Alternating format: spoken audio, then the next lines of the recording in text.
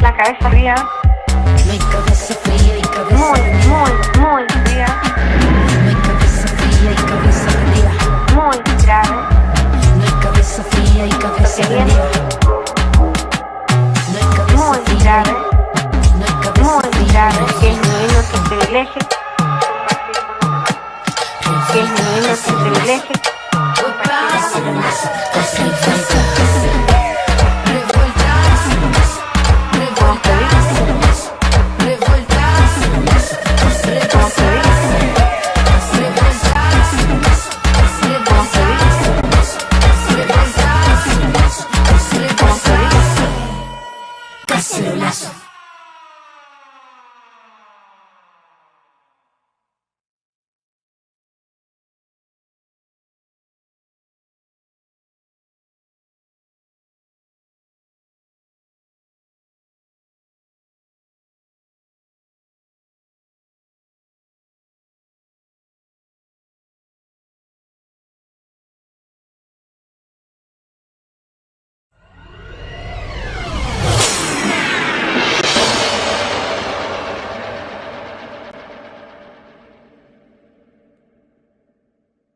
Venenos tus monólogos, tus discursos incoloros. No ves que no estamos solos, millones de polo a polo. Al son de un solo coro marcharemos con el tono, con la convicción que basta de robo. Tu estado de control, tu trono podrido de oro, tu política y tu riqueza y tu tesoro. No, la hora sonó, la hora sonó.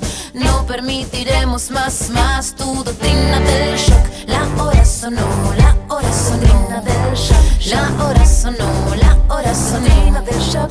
La hora sonó, la hora sonó, del shock. La hora sonó, la hora sonó. No hay países, solo corporaciones. ¿Quién tiene más acciones? Trozos gordos, poderosos, decisiones por muy pocos. Constitución pinochetista, derecho pues de hilo fascista, golpista disfrazado de un indulto elitista. Cae la gota, cae la bolsa, la toma, se toma la máquina, rota la calle, no calle, la calle se raya, la calle no calle, debate que está y ya todo lo quitan, todo lo venden, todo se lucra, la vida, la muerte, todo es negocio, bajo tu toldo, semilla, pascuala, método seguro. Venenos tus monólogos, tus discursos incoloros. No ves que no estamos solos, millones de polo a polo. Al son de un solo coro marcharemos con el tono, con la convicción que basta de robo. Tu estado de control, tu trono podrido de oro, tu política y tu riqueza y tu tesoro. No, la hora sonó, la hora sonó. No permitiremos más tu doctrina del shock. La hora sonó, la hora sonó, del shock. La hora sonó, la hora sonó, del shock. La hora sonó, la hora sonó, del shock. La hora sonó, la hora sonó. Queremos erradicar que la educación sea un negocio, que la educación pase a ser un derecho social. Este movimiento social ya cada día es más grande. No solo es algo de movilizarse, salir a las calles a protestar, sino también de crear compromiso y conciencia entre todos los compañeros que participan. Golpe a golpe, verso a verso, con las ganas y el aliento, con cenizas, con el fuego del presente, con recuerdo, con certeza y con desgarro, con el objetivo claro, con memoria y con la historia, el futuro es ahora. Todo este tubo de ensayo, todo este laboratorio que a diario, todo este fallo, todo este económico modelo condenado de dinosaurio, todo se criminaliza, todo se justifica en la noticia, todo se quita, todo se pisa, todo se ficha y clasifica.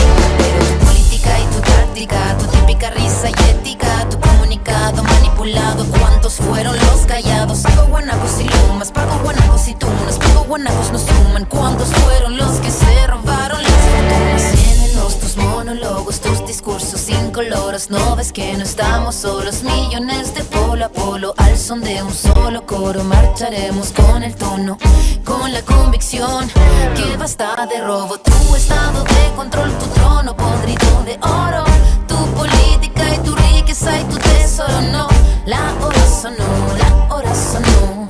No permitiremos más tu doctrina del shock. La hora sonó, la hora sonó. La hora sonó, la hora sonó. La hora sonó, la hora sonó. La hora sonó, la hora sonó.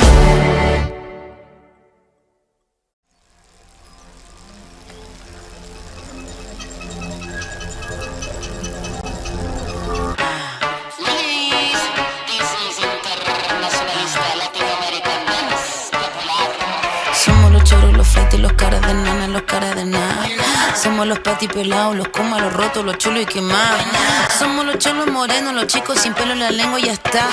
Somos morenos y qué bueno, no tenemos miedo, no tenemos nada, nada, nada. Para mí que tu izquierda siempre fue derecha, me da la sospecha que tú te aprovechas. Tú nada cosecha ni prende la mecha, ni ahí con tu escuela no te prendo vela. Baja y escucha la lucha descafeinado, tremenda trucha. Ya no hay excusa para hacer blanducha, no se me confunda, buena capucha. Papagay, ¿cómo estás? No necesito estar high. Este sistema se cae si tú no compras. Papagay, ¿cómo estás?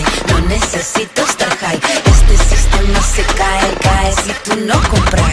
Internacionalista, dance popular. Papito.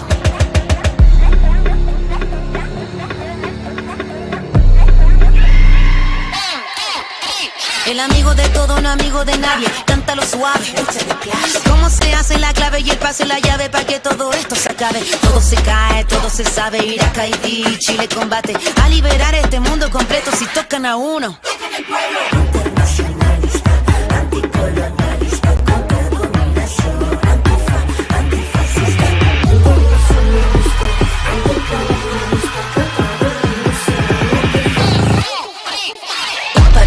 ¿Cómo estás? No necesito estar high. Este sistema se cae si tú no compras. Papagay, ¿cómo estás? No necesito estar high. Este sistema se cae si tú no compras.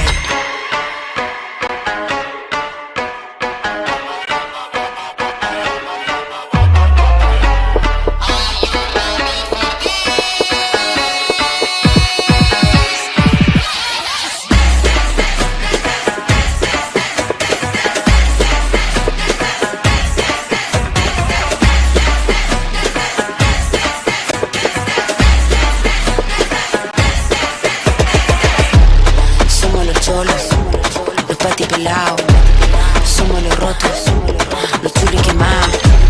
Somos los cholos, los patipelados. Somos los rotos, los chulos y quemados. Los chulos y quemados, los chulos y quemados, los chulos y quemados. En 200 metros, gira a la derecha y corre con Chetumare que vienen los pacos. Cacerolazo, cacerolazo, cacerolazo, cacerolazo, cacerolazo, cacerolazo, cacerolazo. Quema, despierta, renuncia, Piñera. Por la Alameda no está la moneda. Cuchara de palo frente a tus balazos y el toque de queda. Cacerolazo no son 30 pesos, son 30 años la Constitución y los perdonas. Con puño y cuchara frente al aparato y a todo el Estado. Cacerolazo y escucha vecino, aumenta la vecina y a la barricada de gasolina. Con tapa con olla frente a los payasos llegó la revuelta y el cacerolazo. Cacerolazo, cacerolazo, cacerolazo, cacerolazo, cacerolazo, cacerolazo. Camilo Catrillanca, Macarena Valdés, Numa FP, abajo el TPP, por la educación y por la salud, ni la razón ni la fuerza, no más la esclavitud. Cacerolazo, cacerolazo, cacerolazo, cacerolazo, cacerolazo, cacerolazo, cacerolazo, cacerolazo. Escucha de lejos la cacerola, si la olla suena es que no estamos piola. Metemos la cuchara frente al guanaco, no tenemos miedo. Cacerolazo, no estamos en guerra, estamos alerta, vivita, guachita. Chile despierta, cuchara de palo frente a tus balazos y el toque de queda. Cacerolazo, no somos alienígenas ni extraterrestres, no cachai nada. Es el pueblo rebelde, sacamos la joya y nos mataron a los asesinos. Cacerolazo, cacerolazo, cacerolazo, cacerolazo, cacerolazo, cacerolazo, cacerolazo, cacerolazo. Como se dice, lo que viene es alienígena. Lo que viene es... Sí, no nos quitaron tanto que quitaron el miedo. Apunta, dispara, asesino del pueblo. Si no hay justicia, no hay paz para el gobierno. Ahora tú dime quién es el violento. Lo más importante es, como se dice, lo más importante es la cabeza arriba. La cabeza arriba. No hay cabeza fría y cabeza Muy fría. fría. No hay cabeza fría y cabeza fría. Muy grave. No hay cabeza fría y cabeza Lo que viene fría. No hay cabeza muy fría. grave. No hay cabeza Muy fría. grave. Que disminuir nuestros privilegios.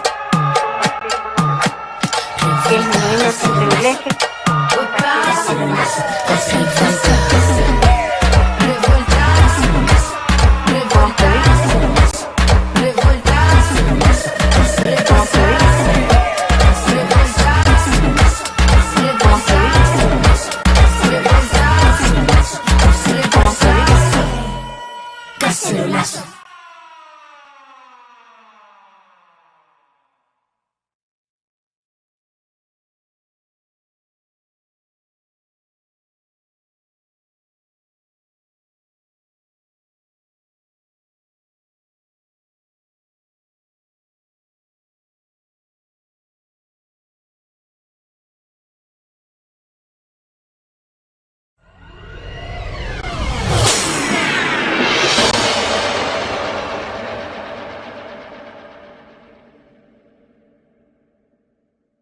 Venenos tus monólogos, tus discursos incoloros. No ves que no estamos solos, millones de polo a polo. Good afternoon. Thank you so much for joining us for this important conversation. My name is Jacinta González, and I am a senior campaign organizer with Mijente and have been leading our No Tech for ICE campaign. For some of you that might be new about learning about our organization, Mijente is a national membership organization of Chicane and Latine people who are organizing for racial, economic, gender, and climate justice. And so we are very, very excited to be here today on this is surveillance pandemic. First and foremost, we would like to thank Vice News for partnering with us on this event, and also thank Ana Tijoux and Vladi for sharing their music with us to let us kind of give the intro into the event. This is an event that is going to be streamed in both English and Spanish. So for folks that want to have access to the interpretation, you can see it on screen. Y pues le damos un gran saludo a todas las personas que nos estén escuchando en español, tanto aquí en Estados Unidos como en todas partes de América Latina. Gracias por sintonizarse y esperamos sus comentarios. You know, we are very excited to have this conversation. We know that it's a very important event, and we are very, very thankful and thank all of the panelists for joining us today. So I'm going to introduce who we're going to have with us today.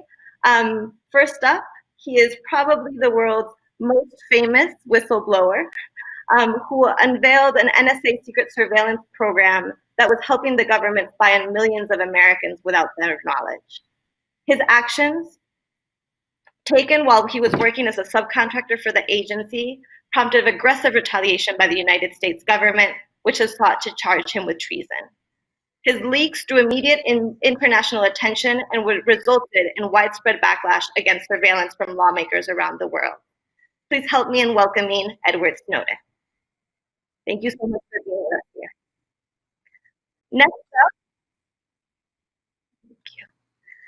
Next up, she is an internationally renowned academic and theorist on disaster capitalism, how corporations and governments use moments of crisis, like the one we're in right now, to push radical free market policies that would otherwise be opposed.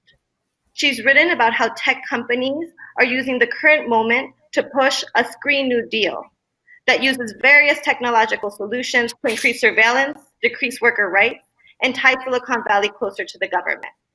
We're very excited to welcome Naomi Klein. Thank you. So happy to be with you. And finally, we have with us a journalist with Vice News who's written extensively on the dark side of tech. From gig workers suffering without health care or paid sick leave in the midst of this pandemic, to Amazon warehouse workers fighting inequality and exploitation. Recently, he's focused on how tech has related to the protests and some of the hypocritical statements that many companies have made around Black Lives Matter while they continue their exploitative practices. Thank you so much for joining us, Edward Ongweso. Thanks for having me.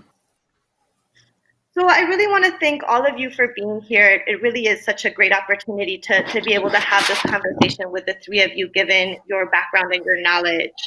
You know, we really saw the urgency in having this conversation because since the beginning of the COVID-19 pandemic, we've seen surveillance positioned as both a necessary tool, but also a just response to what we know is actually a public health crisis.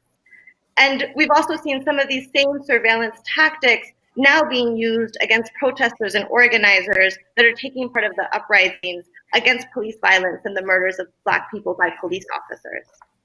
So for a lot of us watching the situation, we were even more concerned because we realized that many of these tactics and many of these companies are the same companies that have longstanding contracts with ICE and have been used to basically surveil, detain, and deport thousands of immigrants.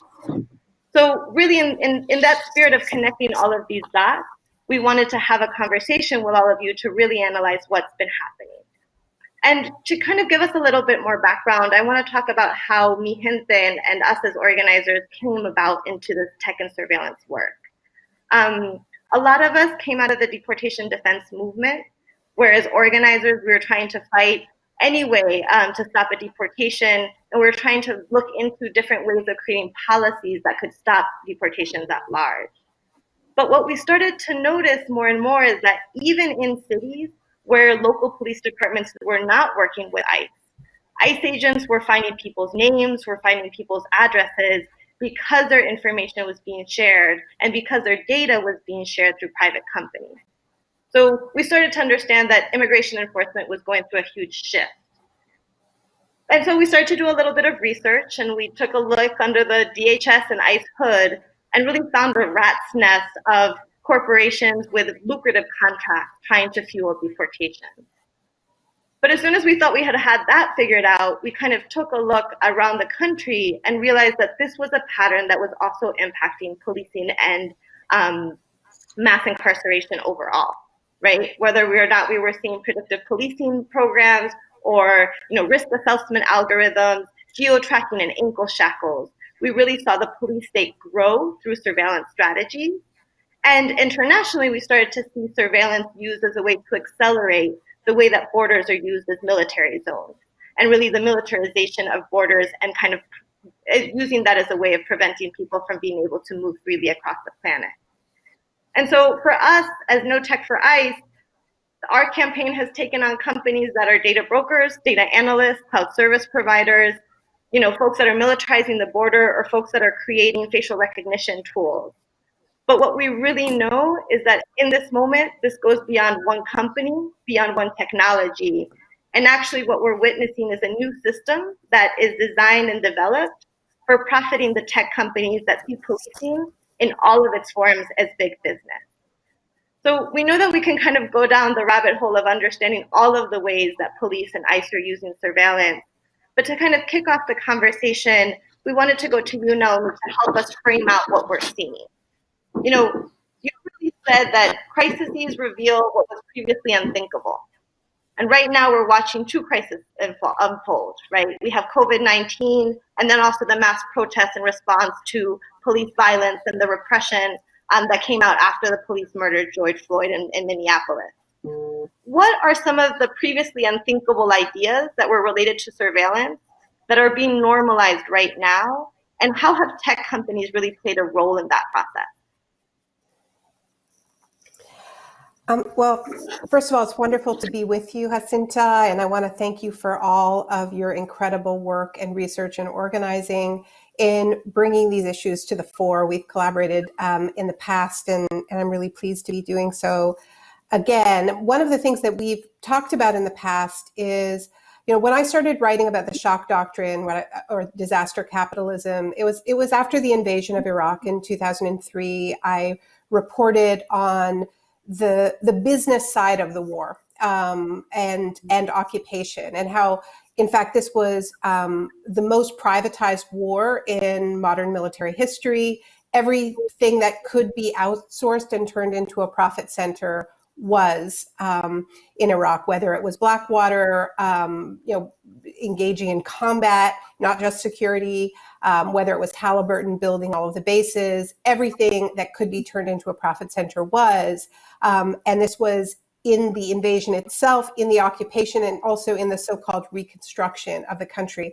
But one of the things that became clear to those of us who were covering the privatization bonanza that was happening in Iraq and Afghanistan in that period, one of the things that became clear was that these companies were looking for a more permanent business model than a kind of one-off war. And that one of the, there were a couple of possible opportunities. One was natural disasters presenting more and more opportunities because of climate disruption. And another was migration and the fortressing of entire continents. So we started to see many of the same companies that had been involved in this bonanza post 9/11 and in the invasion of Iraq and Afghanistan migrate into the immigration, detention, and fortressing sphere. Just zooming out a little bit, I would just point out that, yes, we have these two crises, but as you know, we have other crises too. We have the global pandemic, we have COVID, we have a pandemic of poverty and joblessness that predates the pandemic, but has been dramatically accelerated by it. We have the pandemic of surging fascism and white supremacy, of which George Floyd's murder is but one expression. And I think we always have to remember that we are steadily overheating the planet by polluting the Earth's atmosphere with heat-trapping gases. And 3 days ago, a Siberian town 70 miles north of the Arctic Circle hit 100 degrees Fahrenheit. That is more than 30 degrees warmer than it should be. And it shatters all records. So we are living in a time of overlapping and intersecting crises, and they are all feeding each other and creating all different kinds of conflagrations. And crises, especially the types of crises that we're talking about, I firmly believe are signals about system instability, economic systems, social systems. They're messages, in a way, informing us of the need to embrace deep change, to heal and repair and right our relationships with each other and with the natural world. When cities are burning and the planet is burning at the same time, it's a pretty good bet that some sort of emergency response is required. And previously unthinkable ideas should be thinkable in times of crisis like ours. And we are seeing some examples of what I consider to be a kind of a positive a sort of people's shock response. We're seeing in response to COVID and lockdown, cities, for instance, like Milan, introducing permanent measures to take their streets back from cars, for instance, to permanently reduce air pollution. So that's just one example of kind of trying to get at some of the root causes behind these systemic instabilities. We've seen some countries attack conditionality to airline bailouts. So saying, if you're going to take public money, then you have to agree to lowering emissions. We haven't seen nearly enough of that, but there have been some examples. And I think the most positive and dramatic example that we can point to is the way the Black Lives Matter movement has put the issue of defunding the police and the broader prison abolition movement on the agenda in recent weeks and months. And so I guess I'm just stressing that crises like these should cause us to think big, to think about huge solutions like abolition, like a Green New Deal. Thinking big and thinking about deep change is not the problem. The problem is this other kind of crisis opportunism that you were alluding to, Jacinta. And that's what I mean by the shock doctrine or disaster capitalism. It's not a reference to a good faith or rational response to real crises, but rather these cynical exploitations of shock and collective trauma to push through policies that enrich a small group of corporate players.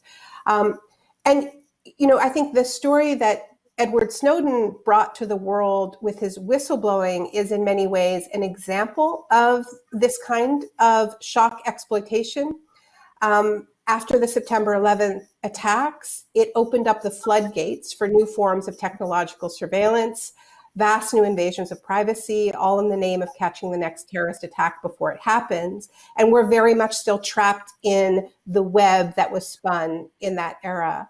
And so I think we are in another moment. After 9/11, we saw every tech company rebrand itself as a counterterrorism company. There was this, terrorism boom that sprung up. And now we're seeing something similar with COVID, where all of these tech companies are frantically rebranding their technologies that they were previously marketing as a way to live a frictionless life, to have more convenience at your fingertips. is now being marketed as a touchless society, and using our fears of the virus, and the virus is real, and we do need to figure out how to live with an extremely contagious virus that has already killed 500,000 people at last estimate worldwide. But this is being used to market everything from driverless vehicles to drone package delivery. We're seeing governments pushing these apps that carry huge invasions of privacy, when in fact the best research shows that it is human work, the human work of contact tracing, having a well-funded public health system that doesn't just, ding people when they came in contact with somebody who tested positive for COVID, but actually is a human being who makes sure that you have what you need to quarantine. And so that's things like paying for hotel rooms, making sure that food is delivered to people in quarantine, making sure that there's childcare, that someone's walking the dog. This is what countries like New Zealand have implemented. And that has really been erased from the narrative around COVID to push this idea that technology and surveillance capitalism is going to get us out of this. And then we also have the uprisings against racist police brutality that are all simultaneously being used to push very aggressive surveillance of activists and all kinds of technologies that I think other panelists are better equipped to speak about than me. So that's just a kind of overview of where we're at. I just want to summarize that we really do need to think big in response to crises. We shouldn't be afraid of bold solutions, but what we're getting from Silicon Valley and government is just rank opportunism that actually is going to increase inequality and isn't going to solve the problems that they are purporting to solve.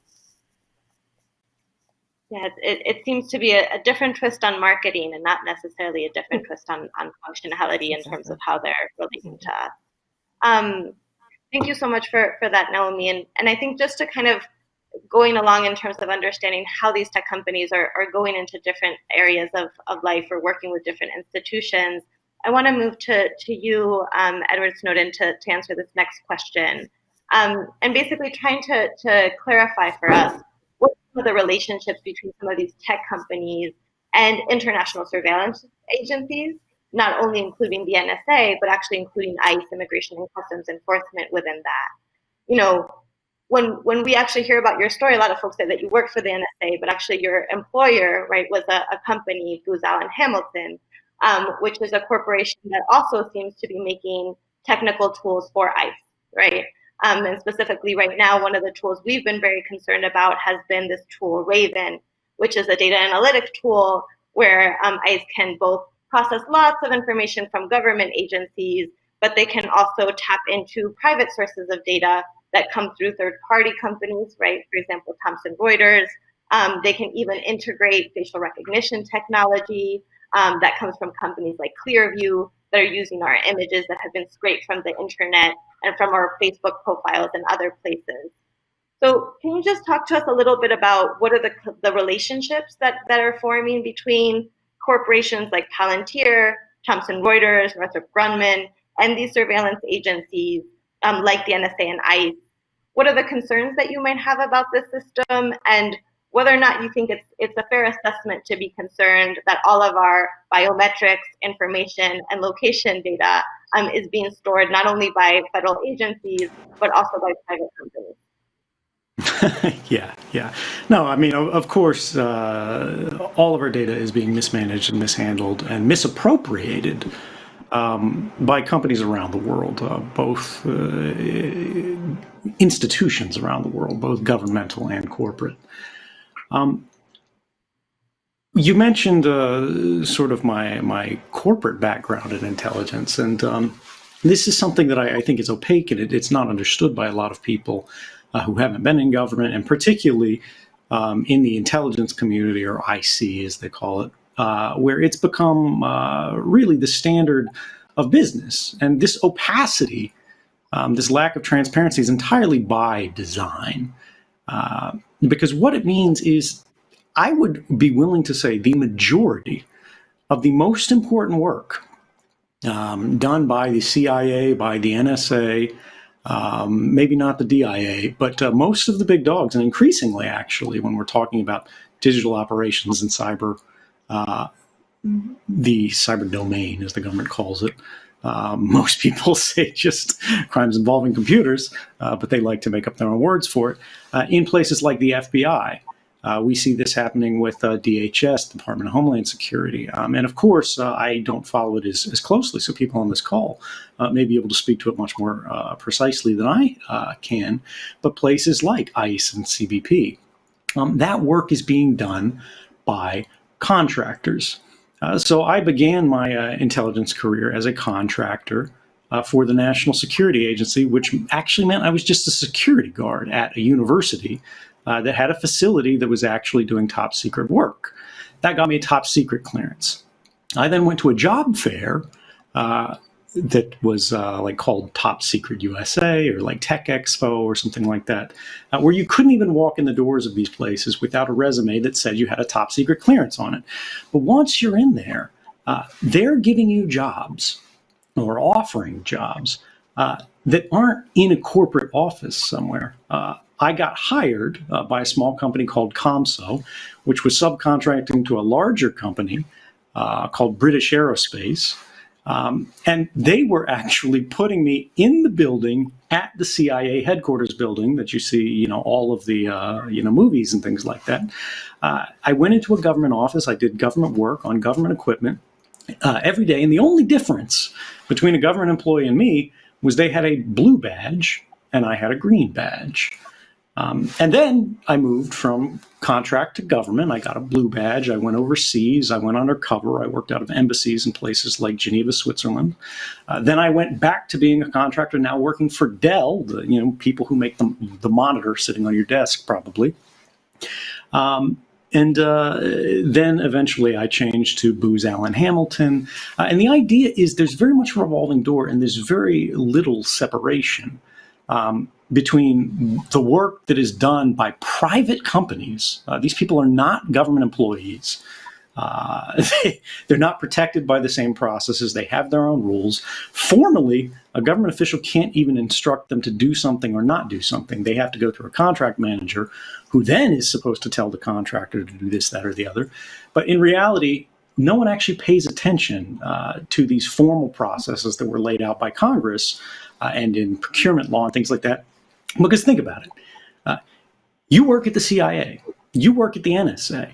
Regardless of whether you think they're good guys or bad guys, and there's some truth to both sides of that, these people all believe they have the most important job in the world. They believe they're pushing back the darkness of a grim and dangerous world every single day, no matter what they're doing, even if they're fixing printers, right? And you've got 10 people on a team, and 7 of them have green badges and 3 of them have blue badges, and you have something that must be done. Are you really going to go outside of the office, email some guy who doesn't work in the building, who's never met your team, who doesn't know all this stuff, and wait for it to trickle down to do this, that, and the other? Are you going to tell the contractor, hey, go do this? And the way that actually works in real life, the contractor-governmental divide, in the way this work is done, the only thing separating someone who works for Dell from firing a missile from a drone and a government staffer doing it, or breaking the law, hacking into computers in other countries, or in our own, is what they call inherently governmental functions. I, as a contractor, could do anything. In my final position, I worked directly with the tools of mass surveillance, the database of everything that's ingested every single day by the minute into the entire NSA's network and the network of their international partners. This is called the Five Eyes Surveillance Network. It's the United States, United Kingdom, Australia, New Zealand, and Canada. They put the bulk of all the collection that they perform everywhere in the world into a common bucket that anybody can sort through. These are sort of the baseball cards that are listing the statistics of all of our lives that are generated by what you're typing into your cell phone right now, by the live stream that you're connected to. Even when you're not doing anything, the cell phone is just riding through your pocket, connecting to cell phone tower after cell phone tower, because that's how you pass messages and receive them. That's how, YouTube or Facebook gets to your phone over this big network. Records are being created and kept of all those things. And they go in this bucket, and then people like me, who is not a government employee, gets to search through this and sort through it. And they basically type in whatever they want to search for into this box. It can be an email address. It can be an IP address, the internet address for your computer. It can be a credit card number. It can be a phone number. It can be anything that could appear in web traffic. And then they write just a little justification. It's like a drop-down form that, you're leaving a bad review on like a restaurant on Yelp. It's the same kind of interface. And you're saying why you're doing this search. And it's supposed to be in accordance with procedure. But the person who reviews that procedure is your buddy who sits 3 desks down from you, who you eat lunch with every day. And the government says, this is how they protect the system from abuse. There's people double checking this. But the reality is the line between government and corporation has become extraordinarily thin in the modern day. We can zero in on companies that are doing bad things like a Palantir or Booz in this program. And we can and we should resist those excesses and those abuses, those infringements on our interior life and our fundamental rights. But at the same time, we must understand that this is the construction of an industry and a changing of the way that modern societies work, because this has been replicated in other countries, not to the same extent as the United States, but it's becoming increasingly popular. Whereby the only thing that a contractor can't do, the only thing that someone at Booz or something else can't do, is press the red button that fires the missile. They can create the plan. They can choose the target. They can say why they think this person deserves to die and send that across the desk to the government manager who says, looks good. And they press the red button for Dell or Booz or Northrop Grumman or Lockheed Martin or CACI or SAIC or any one of these hundreds and hundreds of companies that you have or have not heard of. And the roster changes every day, but the practice, the relationships, they always stay the same. Thank you so much for that overview and that explanation. I think that really brings up a lot of the concerns that we've been having watching ICE and how it's conducting its business, right? Because there's both no accountability and no transparency from the companies because they're a private company doing things behind closed doors, but also these policing agencies are not trying to either have any sort of oversight or any sort of making sure that their standards are up to due process standards or whatever standard we would want to hold them to. So maybe to continue that conversation and that thread, Edward, if you can help us make some of those same connections, but with local police departments. We've really seen in the last couple of decades an explosion of police funding and police budgets at a local level. What kind of tech and data tools have you seen local police departments use? And how is that contributing to both, expanding police budgets, but also the violence that Black, Latinx, and immigrant communities face at the hands of police? Right. I think that, tech here is incredibly, or has been incredibly important in a variety of ways for police departments. First and foremost is that, over the past decade or so, and longer, even more consistent since the post-civil rights era, but, especially in this last decade, there's basis of legitimacy when it comes to the police, who in the wake of riots, in the wake of killings, in the wake of mass profiling, racial profiling, systems being revealed, downs on dissenters and protesters have, and waves of militarization have lost, public support and trust. And there have been attempts by, police departments to try and regain that through a shift towards evidence-based policing, through empirical or scientific or statistical analyses. And one of the ways they've done that is by appealing to, the ahistorical and apolitical narratives about technology, which is that it's just a tool or a vessel that can allow us to better understand objective reality. But as Snowden was talking about, these things their choices are how most things are designed, whether it's a bureaucracy or whether it's a technological tool. And there are political choices, social choices, and moral choices that go into how a device is going to be used and deployed, and whose interest it's being used for or deployed for. And, one of the things that's emerged is that, in the attempt to, regain legitimacy and use tech to regain it, they're trying to present themselves not as a racist, violent, a gratuitously violent, institution that's primarily concerned with protecting property and, as a secondary order, maintaining law and order, but instead concerned with objectively fighting crime. But, crime is also another category which is politically constructed, right? Crime historically in this country is enforced in ways that are racist and classist and sexist. That specific drugs, are enforced while others aren't. Specific crimes are enforced while others are not. And I think that probably, the easiest example to see this in is with the rise over the past decade of predictive policing, along with facial recognition. The idea there being that we can use technology to, preempt crime or to anticipate criminality. But again, if crime is a historically racist, and sexist and classist construct and category, and if technology is not some apolitical and ahistorical thing, then you're just replicating the same sorts of outcomes. But now you're arguing that it's neutral and objective. And this has grown larger and larger, as police have relied more on these budgets, to hedge the, constant erosion of public support, and also to fight the growing, pressure they may feel internally in the middle of waves of austerity, where we are willing to cut, social programs, but we'll always find money for social control, whether that's in, surveillance programs, whether that's expanding the numbers of police officers in the streets, under the theory that more policing will work, right?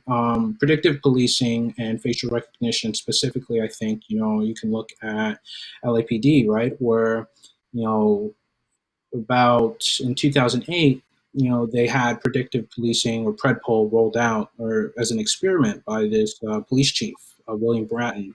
William Bratton has, someone who was also the commissioner of the New York Police Department in 1994 to 96, and there he introduced CompStat, which is supposed to be this sort of list of methods and tools that allow for objective and empirical analysis, ostensibly. But what they ended up doing was contributing to massive based systems, racial profiling regimes, most notably stop and frisk, which still has lingering negative effects on, Black and brown communities, where it was targeted, where most of the people who were being stopped and frisked are then being exposed to more police brutality afterwards, and that, unlawful detainment is, they're Black, they're brown, they're, young, and they're ostensibly being held up because they were being suspicious, but in reality, they were just being held up because of race, right? And, with these, these algorithms and with these, tech tools, you're seeing replication of that. PredPol operates on the assumption that we can look based on historical crime data to build a sort of box where crime is going to happen, right? But if, again, if historical crime data is, biased in of itself, then you're just replicating where, crime has been noticed because police are disproportionately sent there. And then when you get there, anyone who's in that spot or anyone who goes into that spot is automatically a suspect. And that becomes reasonable cause or a reasonable standard to stop someone, exposing people to more police violence brutality. This algorithmic or predictive logic has spread throughout the way that police are engaging with the public and the way that they deploy these tools. And also at fault are the tech companies, because tech companies do understand that there's no way, to actually construct these tools and use them for these purposes without replicating those biases, right? You have Amazon, enthusiastically selling a Ring surveillance system to over 1,000 police departments. You have Amazon also working with ICE as the backbone for ICE and hosting their data. You have Amazon selling its own facial recognition technology. You have the same with Palantir. Palantir offering its services to government agencies and to corporations who are interested in enacting that sort of surveillance. And when you step back, these companies are making a conscious decision and choice, to engage in and use a tool or product to surveil people that is usually used in racist ends for immoral outcomes, but it's also part of a larger decision and set of political choices by the system that choose to deprioritize anything but these contracts, which are also becoming even more important for these agencies, especially for the police departments, because they use the stops, the checkpoints, the fines as a way to extract even more money, to fund their own operations. Police departments can seize property and sell that for more facilities and more tools. They use their fines also for the same purposes. They can use technology to, create smart, ankle bracelets that, you end up having to pay for yourself and have to deal with even more strict fines if you violate some, rules of parole or rules that are set forth for you while you're having that bracelet on. And I think that when, as you go through the list, you see that, tech and police departments have worked with each other closely, partly because, tech needs, needs governments, needs police departments to provide that veneer of legitimacy to itself and to, obscure racist origins, whether it be in, the 1890 census where computing technology was originally used to just justify or, explain why Black and brown people were in jail more than other groups, ignoring and flattening structural reasons, racist reasons, classist reasons why these outcomes happen. Tech and the police have, for the entirety of their histories, been searching for narratives, and I think with this pandemic, tech has found its one where it's now put itself forward as necessary to help contain COVID, but also to help keep the economy churning along. And police departments are trying to, keep control and ostensibly cap civil unrest by enacting mass surveillance on protesters, on people who are talking about protests in social media, which are tactics that they did during Occupy, tactics that they did during the Iraq War protests, tactics that they've historically always done, but just find new legitimation narratives, every single time. So I think that it's important to, recognize that the problems that we have now are consistent. They're a consequence of the system that we have, which has chosen to pour more and more and more money into anything but, helping communities thrive and their health and well-being, but instead controlling them and surveilling them and putting them in prison and punishing them for the crime of being Black or brown, or poor. No, and thank you so much for making all of those points, because I think it's been really important for, especially in this political moment, to understand how these companies are also marketing their tools as a way of fighting against, what we've seen the organizers ask for on the streets, which is defunding the police, right? And so we see these conversations being in direct relationship with each other, but we can't lose sight of the fact that policing, as you're saying, is so racialized, is so based on class, is so based on gender discrimination. And we have to understand those things as folks are also organizing against them. So to actually address some of these issues around retaliation and what's been happening, particularly criminalizing Black dissent, it is a great honor to be able to bring in someone who's going to, from a guest who's going to be asking a question as well. So with that, I want to introduce Mijente Hayes from Media Justice to ask the question of one of our panelists. So welcome, Mijente. Thank you so much for making it out here with us. Hi, everyone. My name is Mijente Hayes, and I am the campaign director at Media Justice. We are a national organization based in Oakland, California, and our mission is to fight for the communication and digital rights of communities of color. Thank you so much for having me in this conversation today. I'm super honored to be here. Media Justice is leading a campaign called Protect Black Dissent, because our communities know that the FBI has a long history of surveilling and undermining Black-led movements for radical change and social justice. And at this time, we know that that history of politicized surveillance continues to this day. After the Ferguson uprising, we saw the FBI create terms like Black identity extremist to justify surveillance and the criminalization of Black activists. During the recent uprisings, we have seen local police use Border Patrol drones and Stingray phone trackers. And there are also rumors that federal agencies are doing contract tracing, but we're not sure how. From your understanding of how things work, what are the new threats against community organizers, and how can we protect ourselves?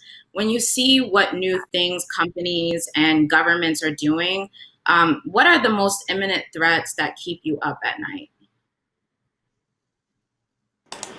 Yeah, when I think about this is a common question that I get, and it's always difficult to answer, because what we are seeing really is a technological arms race between the richest companies in the world, the most powerful governments in the history of the species, and then a lot of people in economically precarious, politically disenfranchised, and otherwise disadvantaged positions who are seeking to effect change on a local level. And on the one hand, you have governments that have, you know, the NSA, which has 30,000 people who are just on its own internal classified network, who are able to go in every day, you know, 9 to 5, and with all their different missions, watch the whole world to the best of what their technological capability happens to be that week, and every week it gets better. But that doesn't mean there's nothing we can do. That doesn't mean we can give up.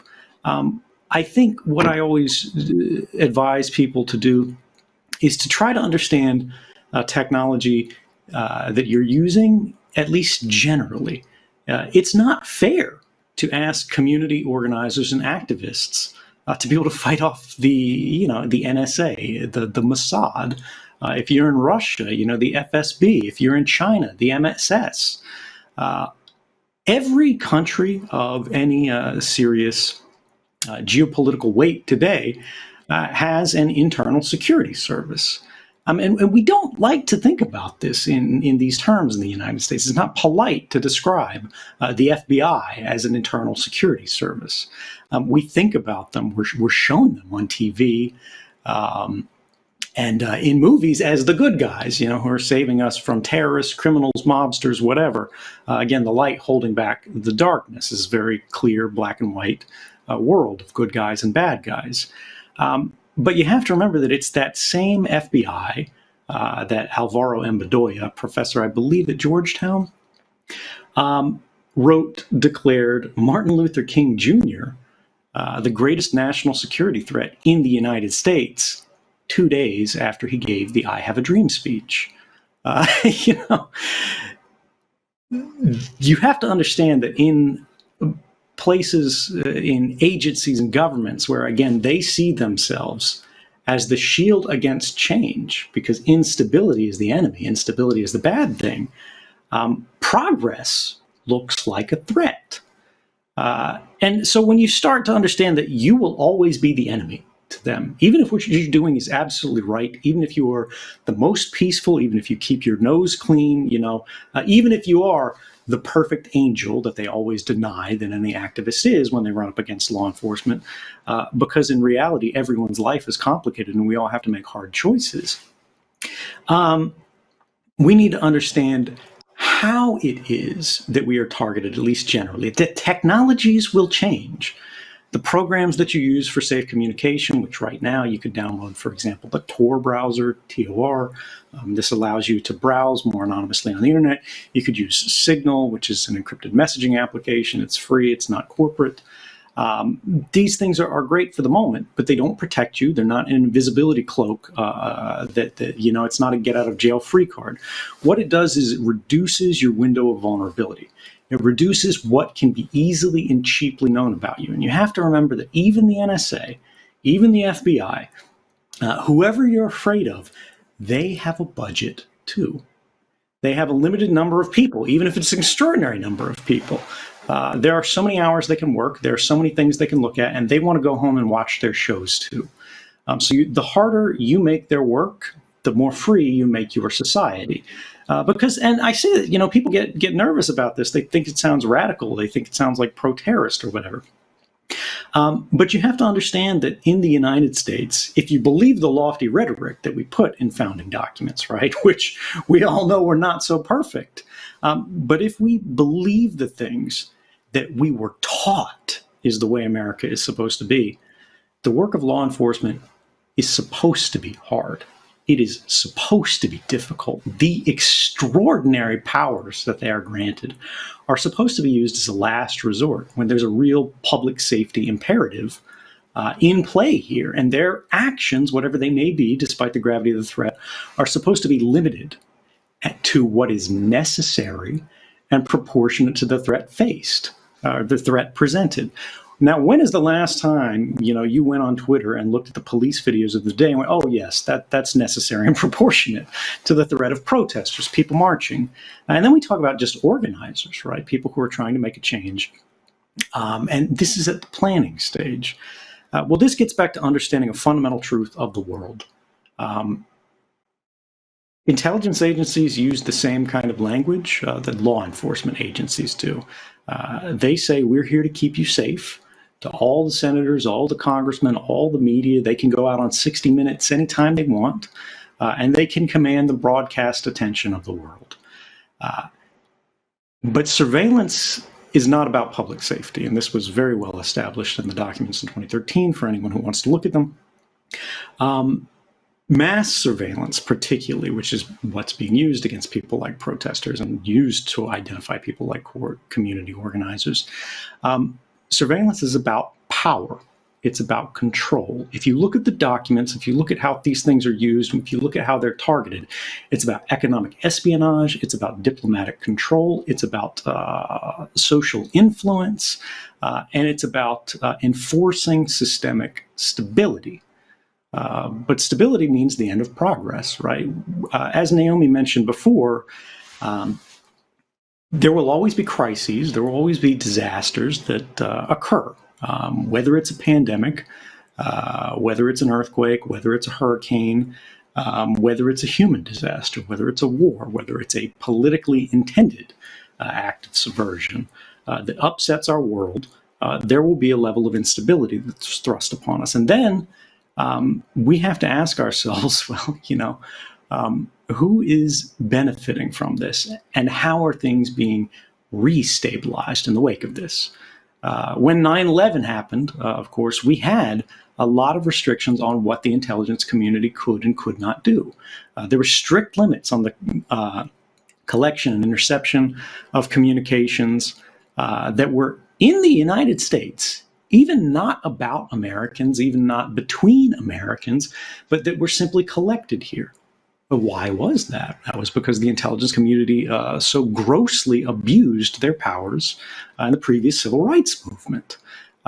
And so restrictions were imposed on them, but then they go, oh, hey, terrorism, everything's different, everything's changed if you don't give us carte blanche, if you don't let us do whatever we want.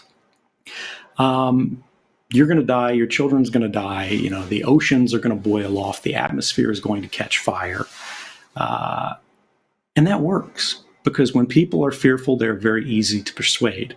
We see it happening now with the pandemic situation. We see it happening now with media representations of the protest situation, where not just some channels, but actually many of them play up property crimes. You know, they play up the scariness, the sporadic violence that happens in any protest, no matter how well behaved, because there's always going to be some level of knucklehead in any, you know, group of human population. And just, I know I've sort of gone off on like way out in the woods here, but I want to bring it back. Association, the right to associate freely, the right to speak freely. All of these things are basic fundamental rights that are supposed to be guaranteed to everyone, and for good reason. All of them are supposed to spring from sort of a mother right, which is privacy, right? Because if you think about it, freedom of speech doesn't mean anything if you can't figure out for yourself something new to say. If you're afraid of being, hounded out for whatever it is, just when you think about it, you're on the wrong side of the issue. Freedom of religion doesn't mean anything if you can't decide for yourself what it is that you truly believe rather than the beliefs that you inherited from the other. Everything when you go into the language of private property, having something for yourself, rather than society owning you and everything with you, all of your thoughts, all of your works, to the jury right, which is recognizing that you have an interest to yourself, to your freedom, to your person, that must be overcome by society in order to act against you. All of these things recognize that there are lines around a person that must be respected to produce liberty, which is this general principle that we should be able to do what we want. We should be able to believe what we want. We should be able to advocate for what we want, so long as we're not hurting anyone. Well, that's no longer respected. It's not respected by businesses, but because it's not unlawful for businesses to do this. All of those rights, all of those wonderful guarantees that we hear, even if you believe that they're respected by the government, those rights only bind the government, the federal government, in many cases, the state governments. But Google, Facebook, AT&T, Verizon, Comcast, none of these guys are bound in the slightest way by this. They don't care about these things. And so when you talk about organizing, how are you organizing? How are you identifying your peers? How are you staying in contact with them? How are you moving? How are you traveling? The reality is today, we are buying devices, these smartphones, because they are a necessity, and they are increasingly more necessary for people the lower on the economic totem pole they are, because this is your entryway to the economy. This is how you apply for jobs. This is how you apply for an apartment. This is how you pay rent. This is how you set up your bank account. This is how you buy food. Everything that you do is intermediated by a screen that the very first time you turned it on presented you with a prompt that said, here's 200 pages of legalese, and if you don't click OK, you can't use this device that you just paid X number of hundreds of dollars for. And this gets back to the fundamental stakes of inequality, right? The reality is we are all being forced to abide by rules that we did not choose for ourselves, whether we were born into them, whether they were voted upon us, in many cases in questionable circumstances. But now they rule our lives. And society has developed in such a way that we have very little ability to change them in structural, systemic ways. And it is only when we have the grossest of abuses, George Floyd, and 1 million, 10 million, 100 million people who are willing to actually not just believe it is wrong, but to stand up and show that it is wrong, to go out bodily and act against this, that we are able to change things in at least a beginning way. But back to the central question, which was just, what do we do? Recognize that those devices, those phones, you pay for, but you do not own. Their software can and is updated. It's updated remotely. It's done all the times. And in most cases, this is a good thing. If you don't update your phone, believe me, guys, I know a little bit about this.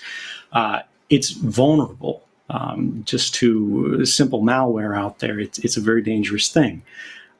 But at the same time, you have to recognize that when you look at the phone and it appears, the screen's off, it's just sitting on the desk, it's not doing anything, it is on. It is active. It is communicating to 100 different parties about where it is, about what you're doing, about what your activities are. It's polling Gmail servers to check for email updates. It's polling weather servers to say what this is, but it's reporting your location to the server to say this, that, or the other. It's uploading your contact to Facebook even when you're not installing an app that is for Facebook, but simply because the developers of Facebook went, we can design what's called an SDK, a software development kit, this little shim of software packages that makes life easier for programmers that live in Paris, Bratislava, Albuquerque, wherever, and they give it away for free. And they go, if you bake this into your software that is not Facebook, we'll give you all these nice things for free. We'll give you analytics for free about, what kind of phones are being used, how many people have installed, all this great stuff. These people are like, hey, wonderful. Those people aren't privacy experts. It's unfair to expect that they're privacy experts. But what that Facebook shim is also doing is every time someone installs this thing, it's reporting back to the mothership. It's reporting back to Mark Zuckerberg, the whole human population that's using this app, information to them as well. And there are very few legal constraints on how that's used. The United States is one of the only developed countries in the world that does not have a basic privacy law. In Europe, where they have what's called the GDPR, the General Data Protection Regulation, this thing is supposed to be, the big scary law all the corporations are afraid of. If you don't abide by it, there's 4% of global revenue fines, which for Facebook is, an insane amount of money. And yet we know Facebook has been violating it. We know Google has been violating it. We know they're violating it right now. And they would be facing the greatest fines in the history of, corporatocracy anywhere. But now, years later, many court cases later, these fines have yet to be applied once. And so you have to recognize the law is not going to save you. The law might make work harder for the government. It might make the police check 3 more boxes. It might make someone who looks like me sitting at the NSA in Hawaii, who doesn't know about your protests, who has no skin in the game, who's going to the beach afterwards. And they are looking at these things. They are looking at the network. They're looking at the contacts between phones, who you called, how long you're on the phone for. And they're deriving insights from that, even if you are using an encrypted messenger, because what they're trying to create is what they call the social graph, right? The connections between people, the connections between devices that really represent who matters to us the most, who we love the most, where we go the most. As long as your phone is with you, and as long as your phone is on, and as long as you're paying for it with a card to a company that's associated with your name, that's associated with your billing address, right? This tracks you around. And some people go out there and they give themselves a false sense of safety because they go, well, I bought a track phone at Walmart. I bought it in cash. It's not in my name. It's not connected to my network. I'm okay. Then they keep it next to their phone. One's in pocket A, one's in purse B, and they drive back home and they stay there overnight. And they go to the protest the next day, and then they go to the convention the next day. And these phones are moving in tandem, right? Well, remember, there's a map of all of your phone's movements. That's the nature of how the network works. Think about when you dial a phone number, how does only that phone ring out of all the phones in the world? Well, the phone network has to have some general idea of what cell phone tower somewhere in the world any given phone handset is connected with at any given time. That means that record exists somewhere. And it could be deleted after you move away from that tower. And it should be deleted after you move away from that tower because it's no longer useful. But it is not.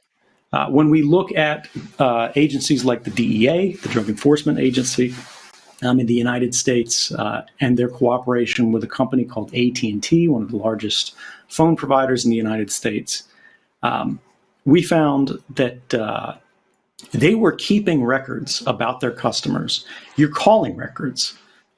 Everyone you had ever called, every pizza shop, every grandmother, every boyfriend, every girlfriend, wife, husband, son, daughter, mother, father, going back to 1987.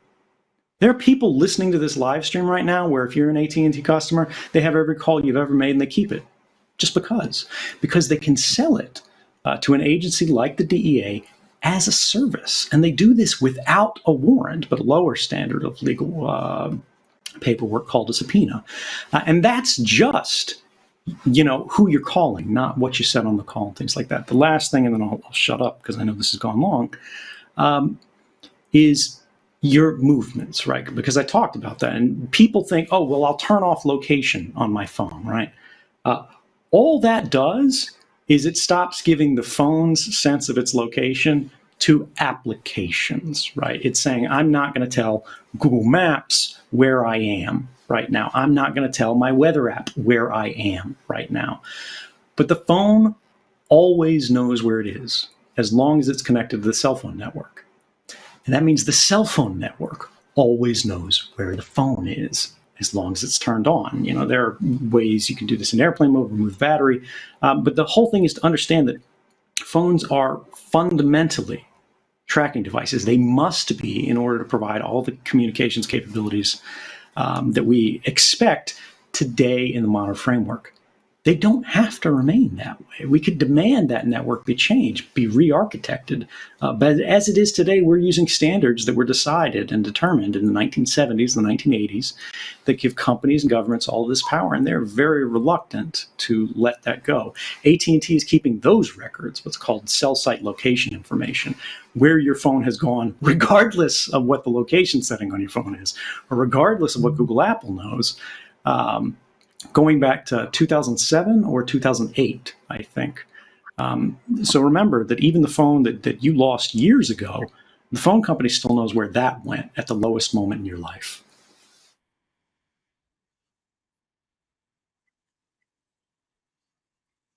Thank you both for that question and for that really thoughtful answer, Ed. I think, one of the things that for us has been really important to kind of clarify as a campaign is precisely that there's no one trick or one way of being able to keep yourself safe in all of this. It's actually about building our movement's collective analysis of what's happening to know how to respond to power.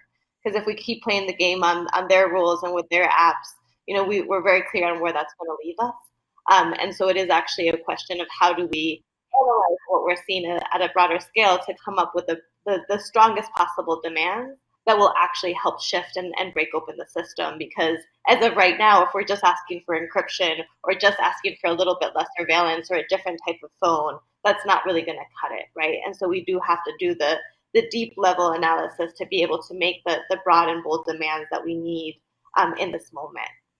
So that's precisely right. And if I could say just one last thing on that, because it's so important, is the fundamental question that she asked, which is difficult to get to because it's such a big and important one, is what do the activists do to change this, to stop, to be safe? And the reality is technology can help. Technology can reduce, again, armor your communications, make the FBI, make the NSA, make whoever spend a few more hours to do this, a few more weeks to do this. Or maybe they can't get you entirely. They have to shift to someone else in your network, someone else in your movement, right? But the reality is, don't think you can be, the magic cell phone ninja that is just unbreakable. Because even if you are, you're alone, because you can't expect everyone else to operate exactly as you can. You can't expect everyone else to never make a mistake because people are human. They fall into emergencies. They have to cut corners. They have to do that.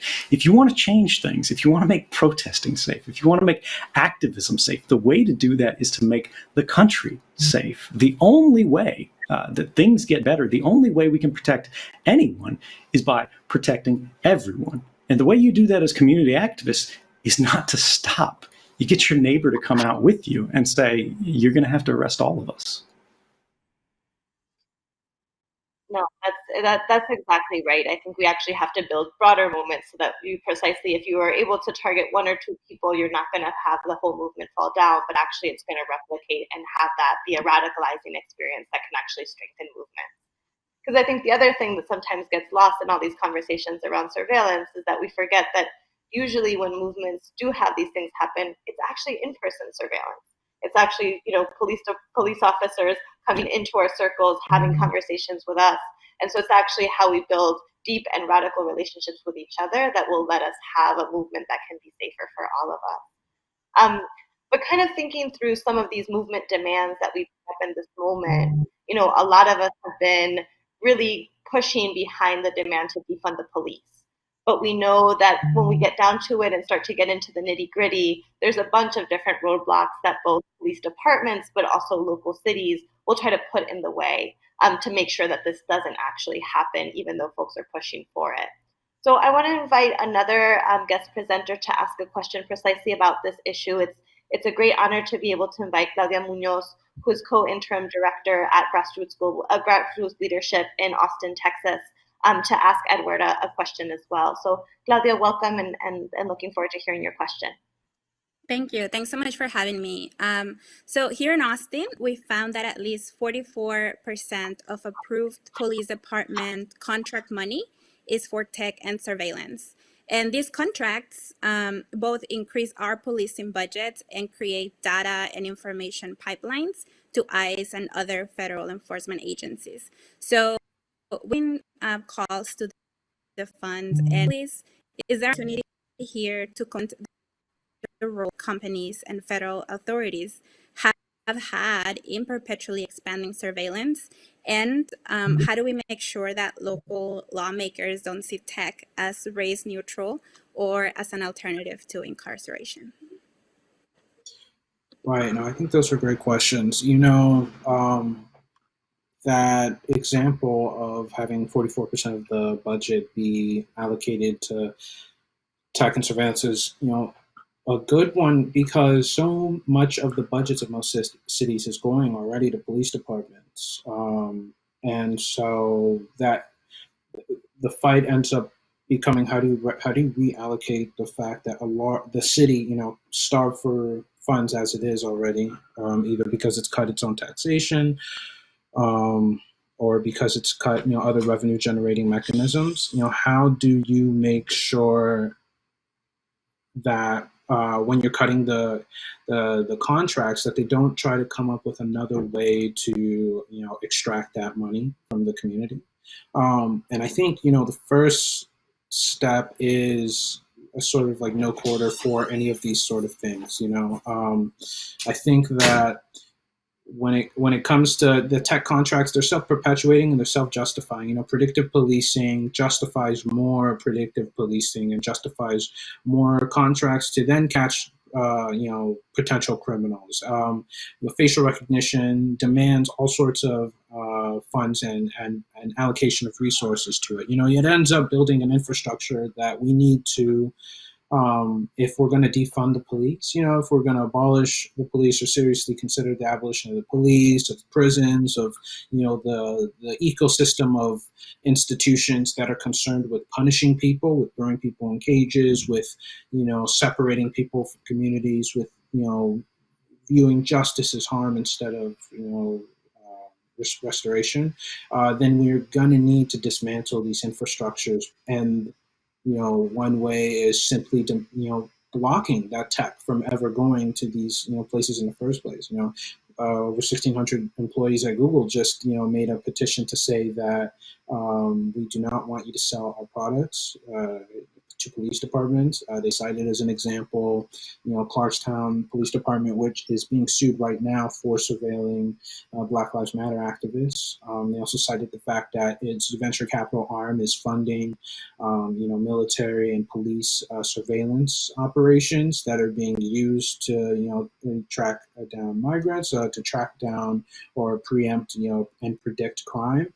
And I think that, stopping the contracts is one step, but also there needs to be a sort of, return to this, to Ludism, like the Luddites are considered or, slandered as like people who just kind of mindlessly broke, machines. But the intention there was, they were destroying devices, right, that are specifically threatening their lives and their livelihood, and it's not clear to me why we should allow devices to exist if they're so clearly anti-human and if they're so clearly immoral. Why should technology exist if its stated purpose is to throw people in cages, to track them down and treat them like animals, to throw them out of the country, to terrorize their communities, to surveil them consistently? There's no reason that should exist if we are, concerned, as these institutions say they are, with, public safety and law and order, or whatever. As Snowden laid out, surveillance is about power. It's about social control. It's about maintaining a certain, dynamic and degree of domination over a population. And these sorts of things have to go. Some people I think would advocate instead the ludism needs to be with advocacy in legal domains and legislative approaches. But I think that if that doesn't work, then that doesn't work. And there are all sorts of militant approaches that can be taken that have been successful across the country.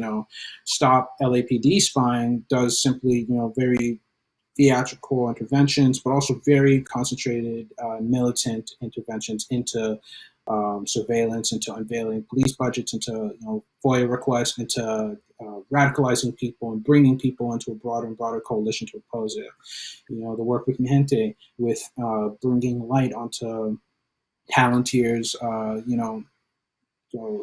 surveillance networks and the analysis that it does and the ways in which it's used to terrorize and prey on the people. That sort of work has, as much as sanitized, radicalized people, realizing that this sort of stuff is happening every single day and being supported by some of the largest companies in the world and companies that know that what's going on is indefensible. So I think that, there's going to have to be, a bunch of approaches because we cannot defund the police if we are going to have this surveillance infrastructure, around us and this punitive infrastructure. But that also is a consequence of the environment that we're in right now, where there's a desert when it comes to public funding, right? And when everything has been privatized or digitized, which is just privatization by a digital company, the holes that are plugged are by these companies instead of by public budgets or by public goods and services. It's not.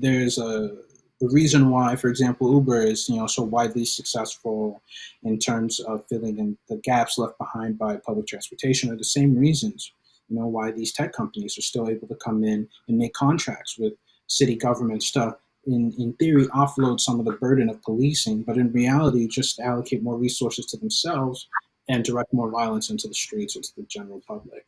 And we're going to need to be militant with the industry, with its, the funding that is going into this, with the funding models that, structure the industrial model of Silicon Valley, of the private sector more generally. And, part of that is also unmaking, things like, technologies that exist now. I think there's a tendency to view institutions or relations or traditions as being permanent because they exist. But, every form of technology that exists would not exist in an ideal world. The world we want is not a world where we need a phone that operates in a way which specifically tracks you every single place you go, and which shares your data in specific ways and transactional ways that, allow companies to then exploit it, gain more insight into you, manipulate your behavior, and in one way or another, try to make a profit off of you. There are all sorts of ways in our daily lives in which the design of the world is not one that lines up with what we would envision if we were making a world that was moral, if we were making a world concerned with the safety of communities or the justice that people would want if they're, if a harm comes to them. And all these struggles, I think, are connected. So when it comes to the police, we're going to have to really, ask if the companies that are supporting them have any business continuing to exist, and what that looks like if it means that we decide that they don't need to exist. Because I think, again, these are like some of the largest corporations. You can't snap your fingers and get rid of them, but militant activism can and has gotten rid of these sorts of companies. Again, with I use Uber as an example because it's like my white whale, but Uber is tens of billions of dollars in valuation. Militant activism among its drivers, who are some of the most exploited workers in the industry, who are not able to get minimum wages, who are not able to get health insurance, who are not able to get any sort of benefits that regular employees get. They've been able to bring this company almost to its knees.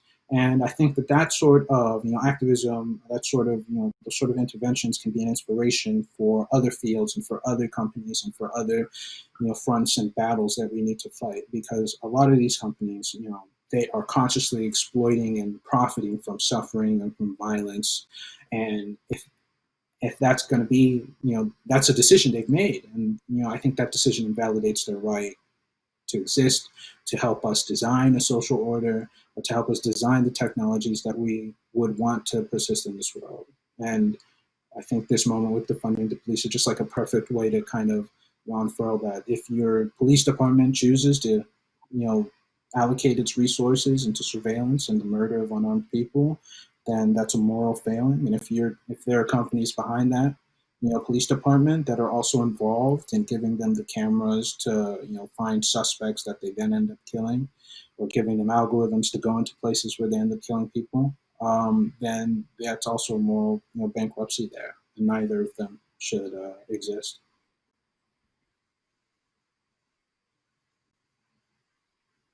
Well, thank you both so much for that question and that answer. I think a lot of organizers in this moment have had to deal with that difficult moment of both having to, use the energy to continue to have more people talk about defunding the police, use it as a way of dismantling the last 400 and 500 years of, horrible things that they've been doing to communities, but also have to know how these both police departments, but also now their new allies in tech, are going to use this moment to remarket their same ways of operating, use it as ways of positioning things as either race neutral options or ways of improving policing.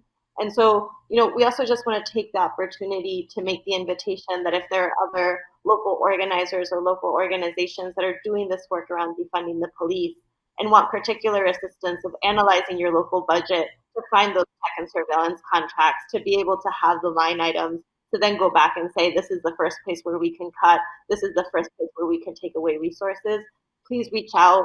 The email address is here on the screen. Y'all can hit us up on social media.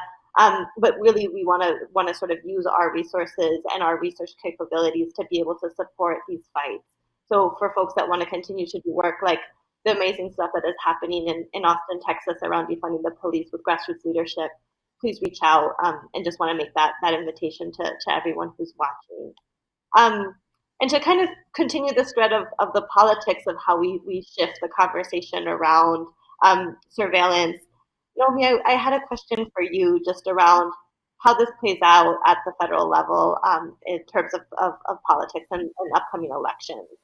When Donald Trump was pushing to have a brick and mortar border wall to keep immigrants out, Democrats not only said, no, we shouldn't have a wall, they said, we shouldn't have that type of wall. We need a smart wall full of surveillance, and that's actually going to be more effective policy, right? And so what we see time again is actually Democrats are pushing for surveillance, are becoming more and more dependent on money from tech.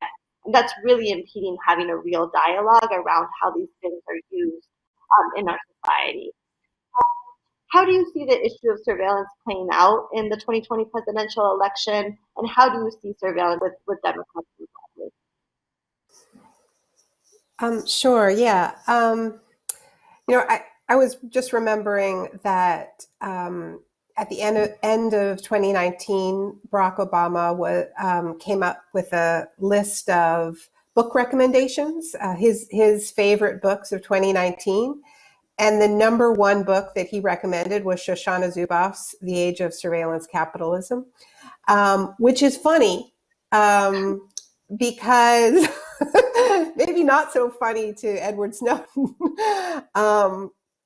But there's a graphic maybe that we can pull up that was put together by the San Francisco Chronicle that shows the exodus from the Obama administration directly to Silicon Valley, and the building of the infrastructure that Shoshana Zuboff describes. And indeed, it predates the end of the Obama administration. Obama hired senior executives from Google into his administration.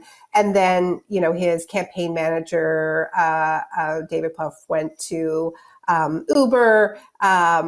We've heard recently quite a bit from Jay Carney, his former spokesperson, who is now the chief hack over at Amazon, and on and on and on. I mean, look at the graphic. I'm not going to go through it, but Obama what can I say? I busted my ass for Bernie. We lost. And now we have Biden. And look at that graph.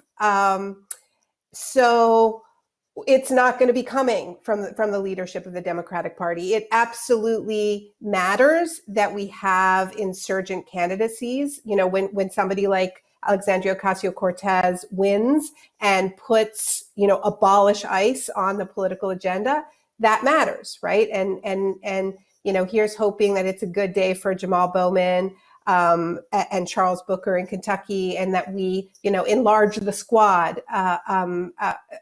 And I think that there is something promising, and I think honestly, it's all that we can hope for at this point is in the interplay between these kind of insurgent politicians who make it through, who are movement connected, right? I think that really matters, and accountable and held accountable to movements, and mass organizing from below, putting pressure on the Democratic Party during the campaign, as the uprising is right now. I mean, it is changing the political debate. Not enough at the heights of the Democratic Party, but we are seeing some movement.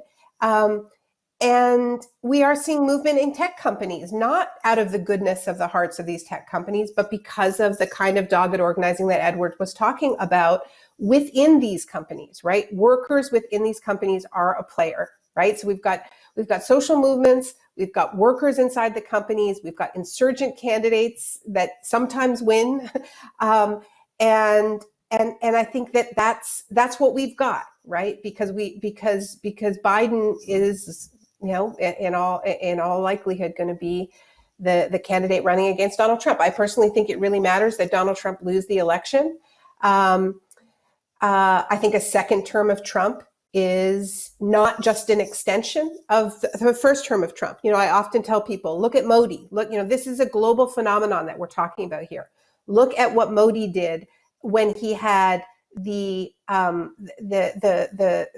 seeming, you know, stamp of approval of a second electoral mandate. You know, he immediately turns the lights off on Kashmir, cuts the internet off completely, right?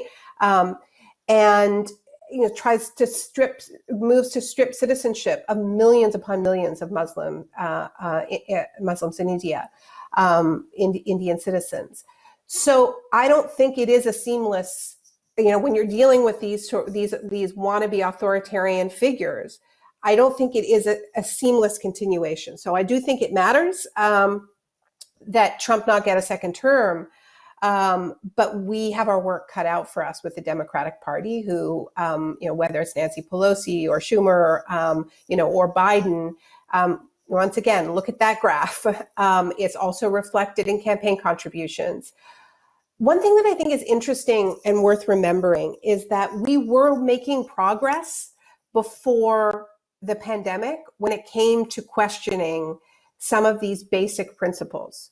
You know, if you think even about the way the media received Edward Snowden's book, right? It was very different. People wanted to listen. The very fact that Obama felt he needed to list Shoshana Zuboff's book as his number one pick reflects the kind of organizing that Mijente was involved in you know, keeping Amazon out of New York City for its you know, second headquarters. You know, I in the piece I wrote about the screen, you know, what I called the Screen New Deal, I quoted Eric Schmidt in an unguarded moment in the early days of the pandemic, talking about how people who had been critical of companies like Amazon and Google now see that they are the only reason why, you know, we're getting our packages delivered, you know, we're getting the food that we need, our kids are, you know, learning remotely, we're able to have telehealth.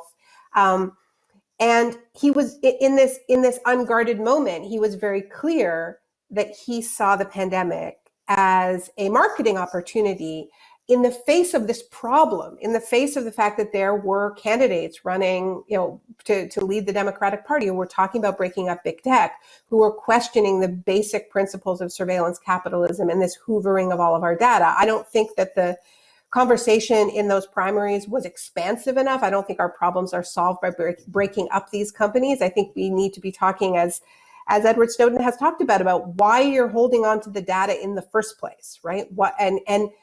And yet I think that this is a moment, because of this huge racial justice uprising, the fact that because we are talking about the abuse of these technologies, and personally, I think they're abusive across the board. I don't think it's healthy at all for us to be tracked in this way. I don't think our lives should be legible in this way. I think we have a right to lead illegible lives, right? And we need to put that back on the agenda. And I think the marketing opportunity presented by the pandemic to companies like Amazon and Google hasn't gone the way that they had thought it was in the early days, right? The racial justice uprisings are part of that. But there's another part of it. Ed, you said earlier, everything you do is intermediated by a screen. And that's almost true, but it's not completely true. There are still things that we do that don't have screens involved. We don't have to bring our phones with us everywhere. Some of us don't always, but there are physical spaces, or there were more physical spaces where we would get together and have conversations that were not on platforms, right? And, some of those places were classrooms.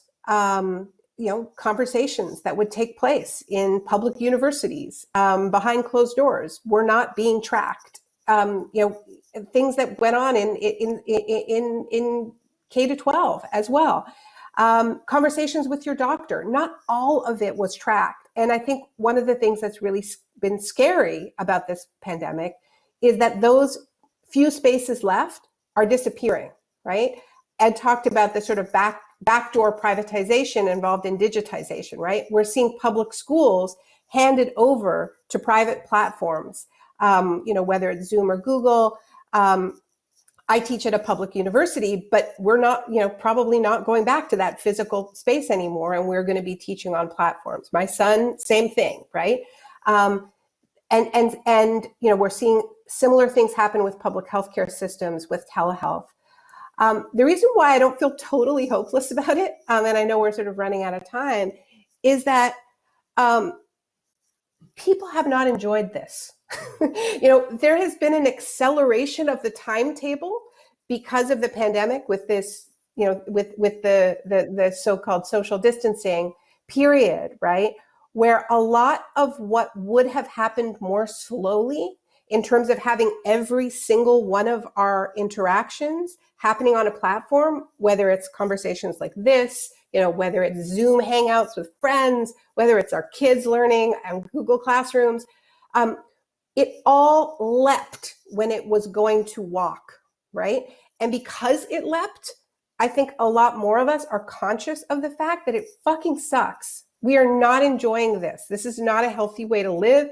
There are huge benefits to community organizing, in the speed with which we can get people into a place because of these technologies, but there are also huge drawbacks in the fact that we can be turned off. This is why we have to look at other countries where governments have just turned off the internet or turned off particularly effective social media platforms when they were getting too effective, right? So we need to build in, I think it's really, really important that we build in redundancies for our movements, that we can never be in a situation where Mark Zuckerberg is we have to go through Mark Zuckerberg to access our own movement. And we don't know how to find each other without him, or without Jack Dorsey. We can't trust any of these guys. So that doesn't mean we don't use these tools, which I think have been effective, but there's a difference between using these tools and being completely dependent on them and not building in those redundancies, right? One of the things that I think we're experiencing with all of these crises overlapping, right? Whether it is our healthcare systems buckling under the weight of this pandemic, or the climate crisis, what capitalism does is it, in the name of efficiency, it removes so-called redundancies, right? And it streamlines everything. But nature has redundancies built into it because actually redundancies are healthy. And redundancies allow us to absorb shocks, right? And movements are going to face those shocks. So I think that's just something for us to think about, is we need to use these technologies because they do help us. But we also can never be in a situation where we can't organize without them, where we can't find our people without them. And we also have to fight for these core principles, right? That we cannot allow this to be the final stage of capitalist enclosure, which begins with the enclosure of land and labor. It continues into the neoliberal era, where the public sphere, the state is privatized by corporations, and is now entering into our most intimate interrelations, right? Where every single conversation, every emotion is tracked, digitized, stored, bundled, sold back to us. And like I said, I take some solace in the fact that almost everybody who I speak to about how they have experienced, or how we have experienced, this radical increase in having our lives mediated, every aspect of our lives mediated by screens, are not enjoying it at all. And I think that creates an organizing space for us to broaden out.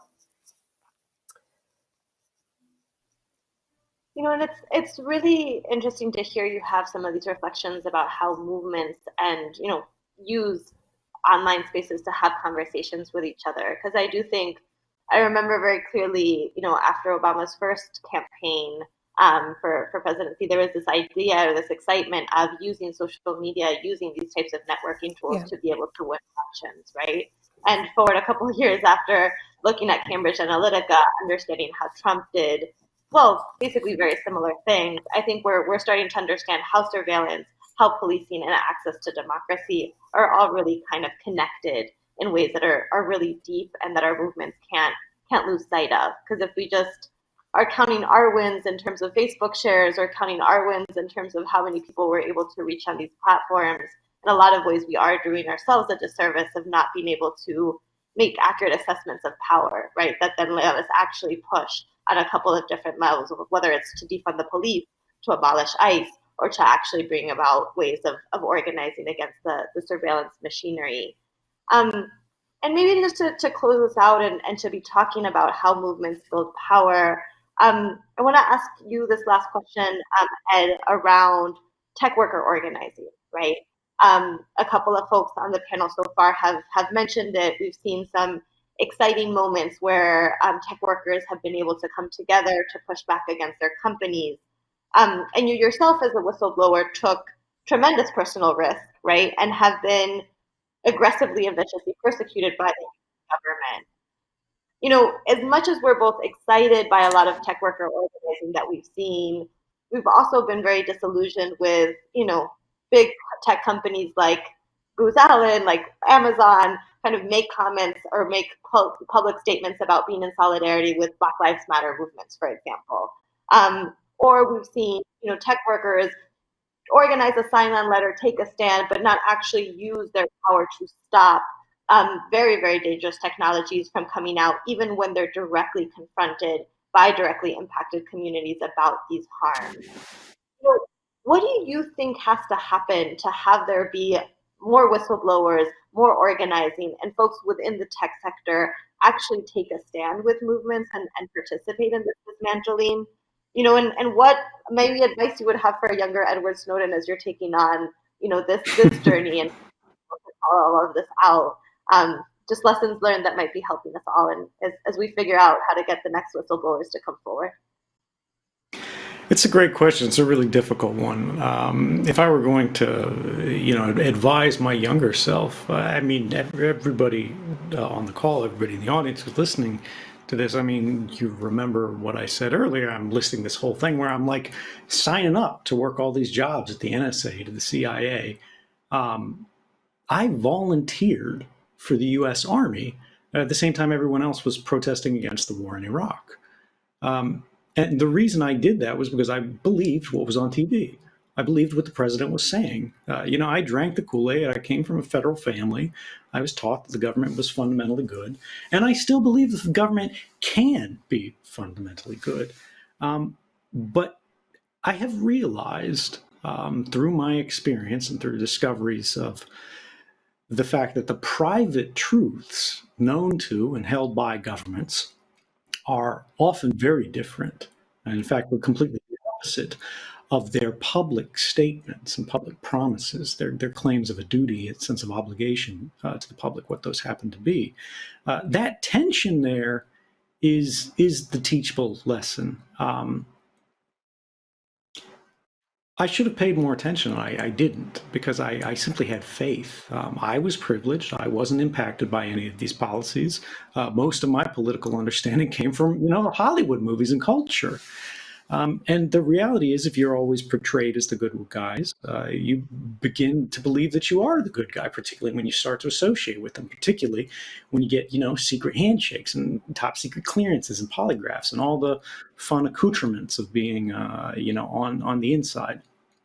And I was sheltered from the kind of hard political thinking because of the fact that I worked in technology. And this is what's happening in Facebook today. This is what's happening in Google today, and Microsoft today, at Amazon today, is we begin to see the same kind of awakenings that I went through as a young man beginning to be replicated in a new generation of young people. Because the reality is all work is political work. I don't care if you're selling hot dogs on the street. We're all confronted with choices about how our labor is used, how we direct that, who we are really serving, who we're working for, and who benefits from the labor of our lives. Technologists like to believe that technology is value neutral. Engineers, they like to believe that they're like scientists. What they do is something that's pure, and they're just trying to get the rocket up. Where the rocket comes down is not their department. That's somebody else's problem. In the last century, we had the same problem where a generation of physicists harnessed the power of the atom, exciting new technology. They thought they were building clean energy. They thought they were realizing the future. And then all their hard work became one of the most atrocious weapons in the history of humanity, maybe second only to biological weapons. And this is what we're seeing today. We're seeing the atomic moment for technology. We're seeing people who made, Angry Birds and Flappy Birds and little clicky pokey apps to pass the time, things that would not be thought of as dangerous or political at all. People who make spreadsheets, people who make weather apps, people who just wanted to create, family tree websites. All of them are being bought out, are being subverted, are being corrupted, are being incentivized into building capabilities into their platforms, into their apps that fundamentally work against the public and in the favor of some institution, wherever they happen to be. And they don't see the big picture largely because they see themselves at the atomic level, in the individual level. They see themselves in their office. They see themselves in their project. They see themselves in their unit. They see themselves in their sector. They don't see themselves as a part of the larger world. But the longer that we do that, the more and more problems are being created at scale, sub rosa, beneath our notice. But they're building up and aggregating until we see a catalyzing event, like a George Floyd, where all of these people who didn't realize the impacts of all the things they did, all the politicians who made the votes to say, hey, all this leftover equipment from Iraq, why don't we give that to police departments so, it goes to a positive use?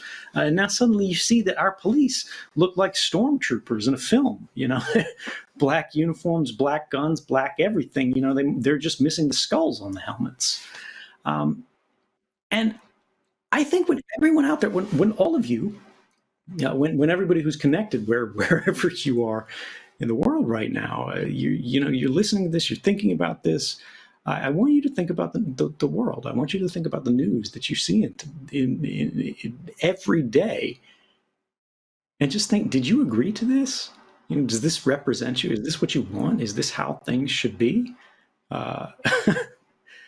And I think, you know, Congress would say that it doesn't matter. You know, the majority won.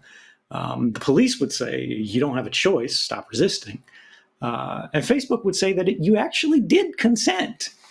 But I don't think you did. And I bet you don't think so either. You know, they pretend that we consent. They pretend we agree because of where we were born, or where we have no choice but to live, or simply because we had to click that OK button in order to use our phone, in order to survive, in order to connect. So much of human experience exists behind gates, whether those are chain link fence, whether those are armed border points, you know, whether it's the body scanner at TSA, you know, whether it's the metal detector at Walmart, whether it's just the camera that's outside our apartment buildings. When we think about how this is changing from the physical control of our circumstances to the informatic control of our circumstances, this compilation of data, the way we interact, the way we get jobs, who gets a loan, who goes to school, all the decisions that impact our lives on the longest scale terms, the biggest decisions. These are, again, being intermediated, if not by technology, then informed by technology. And the people who are making those decisions are increasingly submitting or complementing their decision-making process with what the computer says. You know, if they can't find you in the computer, God help you, because you don't exist. But the reality is, think about that moment. Think about that idea that you have consented to everything that Facebook does, which you had no idea because they don't announce it. It happens privately. It happens secretly in all these agreements that don't have any obligation to inform you about, because you clicked OK. You didn't know what you were agreeing to. You couldn't have known what you were agreeing to without reading all of this legalese, which the very first point of which is always these terms are subject to change at any time without notice. So you would be wasting your time if you read it. And just realizing that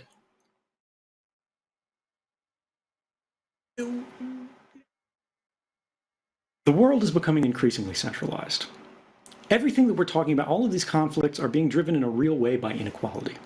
Whether we're talking about access to medical care in a pandemic, whether we're talking about access to justice in a brutality crisis, right? There are haves and there are have-nots. And we see institutions, we see corporations are the haves, and increasingly the individual, the family, the community are the have-nots. And we ask, how did this come to be? Did we vote on that? Did we have any influence of that? And it intentionally happened behind closed doors. It intentionally happened quietly.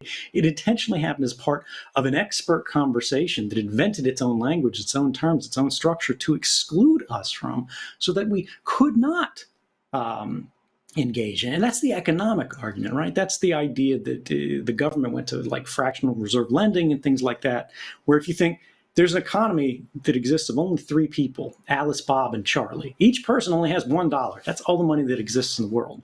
And Charlie starts a bank, right? Now, Charlie only has $1, but he can lend out more than $1 because he's running a bank. He loans that out on the basis of the deposits that he has in hand. He has now created money.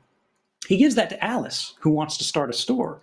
And now Alice owes whatever money she borrowed from Charlie, from the bank, plus more money that she has to either give up from what she had or get from Bob, because it has to come from somewhere. And no matter what the interactions are between Alice and Bob, no matter what they do, all these rounds of the game, eventually every interaction that they have with the bank, every interaction that they have with these privileged classes that can create money in ways that we can't, they can create power in ways that we can't. The bank ends up with more, and we end up with less. It is inevitable. It is how the system is designed. That dynamic is being replicated in technology now, where Google, Facebook, these guys have the first mover advantage. They know more about everyone than any of us. And in order to use your phone, you got to create a Gmail account, you got to sign in to the Google store, you got to create an iTunes account, all of this stuff.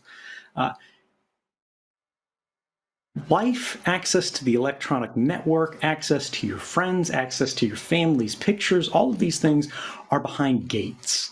And the price for admission to all of this data that you have a closer connection to than these companies do, the price for admission is your own data. You are being told that you have agreed, that you have consented to the creation of perfect records about your private lives by 1,000 companies and industries that you don't know, that you don't have a meaningful relationship, that you don't even pay. You don't understand how they work. You don't have a vote over this. They might not even be in your country. And yet you are subject to their policies. You are subject to their powers. You are subject to their prerogatives. And that's just commerce. When we talk about national power, when we talk about state power, when we move over history as technology advances, right? We need to understand how these powers are tested out. When we see what people are willing to tolerate, how much you can do before people really rebel and revolt and say, this is too far. Power is always applied first and most aggressively against the unprotected and minorities. They are the proving grounds because they are the ones with the least voice. They are the ones with the fewest friends. They are the ones that you can push around without expecting to get hit back hard enough that it will actually hurt, that it will shape your behavior. But the thing is, we've seen this over the last 2 decades in the war on terrorism happen in incredible ways, from the war on a religion, on a belief, on a system, and all the governments that come with it. Nobody cared when they created drones and they started flying them over Afghanistan and places like Yemen, CIA and NSA partnering on programs that were literally called shenanigans. And what they were doing was they were mapping all the cell phones of all the people in the city, seeing where they went to sleep, so they could know which cell phone belonged to which building if they wanted to bomb someone. And now, if we can bring up that flight map of Portland, we see these same technologies of flying circuits around a city to observe people, to observe devices, and they deny it in this way and that way, and maybe they aren't doing it this way or that way, but the technology exists, they have it, they buy it, they don't tell anybody about it, it's being procured, you see it in the budgets, and then every time there's a protest now, whether it's in Baltimore, whether it's in Portland, whether it's in Austin, there is a plane in the sky keeping an eye on us. And even if it's not, there's an eye in our pocket that we paid for that's keeping an eye on us. These technologies are forged in the war front, but they have a way of moving to the home front. And they're used against the disenfranchised. They're used against the people with the least. They're used against vulnerable minorities. And then they're used against everyone. Even if you feel like this doesn't affect you personally, it does, and it will in time. And we need to understand that, the pandemic will eventually recede. We do inevitably make progress towards a more just society on the backs of people that sacrificed their lives to win it for us. But the rights we lose to every emergency law that passes because we are afraid we never get those back. Pandemic recedes, but the tide of rights, that recedes too. And I'll wrap this up because I'll cede my time to everybody else. I think I've said enough. I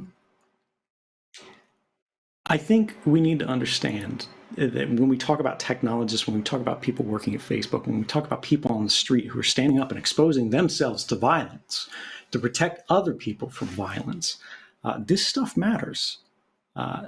That is the only way the world gets better. It's not enough to read. It's not enough to believe in something. It's not enough to write something. You have to eventually stand for something if you want things to change. What is changing today is the fundamental structure in the relationship of the individual, the citizen, the non-citizen, to the institution, be it corporate or governmental. And it's very fashionable, I think, in the United States and a lot of developed countries generally, to think about corporations as arms of government. We see the chummy relationship. We see how much influence happens there. But when you think about who has the most influence over what laws get written and what laws get passed in the United States, I think we need to seriously consider that perhaps it's government that's becoming an arm of the corporation. No, and that's I think one of the most important reminders in all of this. We have, had already gone into close to 2 hours of conversation and haven't even talked in depth about facial recognition technology. But I think this last point that you made in terms of how the same people that are creating the technology are trying to go to DC to write the laws is precisely what we're witnessing in this moment. And it's important to realize that. Well, thank you for that answer, Ed, and hope that tech workers are listening and understanding that it's not enough to simply believe in something, but actually take a stand for something. And if there are tech workers from any of the companies that we're targeting that want to reach out to us, let us know. We're ready. And so I guess we're very, very thankful for all of y'all's time, all of your input and insight into this conversation. We just want to wrap up and maybe have folks do a couple of minutes with very, very brief comments to just kind of with the spirit of the road ahead, right? Understanding that, for a lot of folks that are watching this, they're probably terrified at the level of surveillance that we're describing, really might be feeling small and tiny in terms of, again, the ginormous nature of the beast that we're confronting.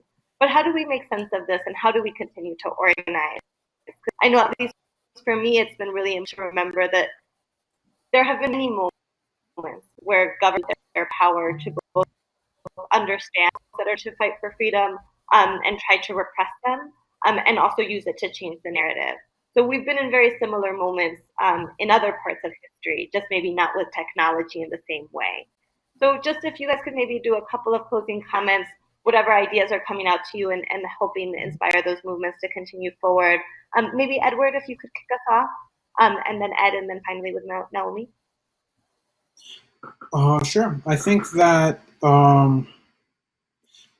this moment, the pandemic will go away, and, an insight people should carry with them is that, during the pandemic, it was shown pretty explicitly how the convenience and a lot of the comfort that comes with the society that we have is built on, pretty extensive, exploitation of workers and contractors, built on surveillance of groups and social control of those groups, built on a lot of fundamentally undemocratic,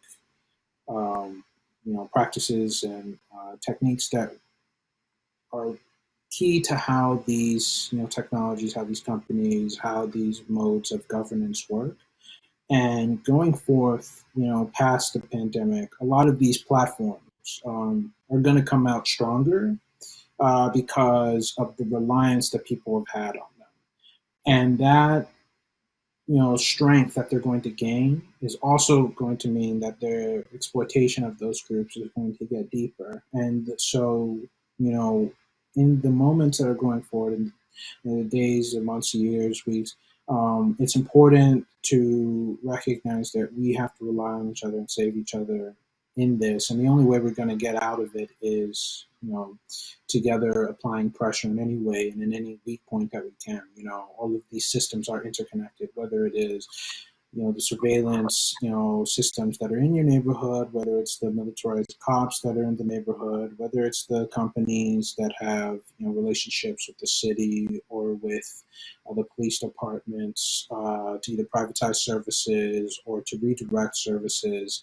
The only way that we are going to unmake this fundamentally broken world is by opposing every single manifestation and instance of these injustices, and not to succumb to the temptation or at times delusion that these companies, these actors, these forces are part of the solution.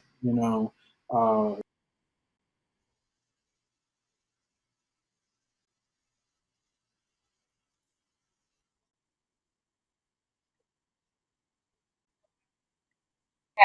just jump back in that. It looks like you're having some technical difficulties, so if you want to go ahead.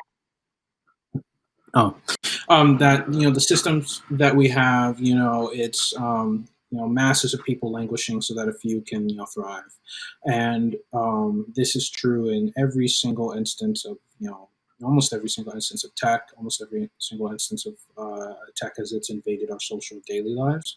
And if we're going to make the world better, we have to push back against that in any way that we can. Some of the solutions require us to expand the imagination beyond, as Naomi talked about, the solution is not simply just, breaking up, these companies.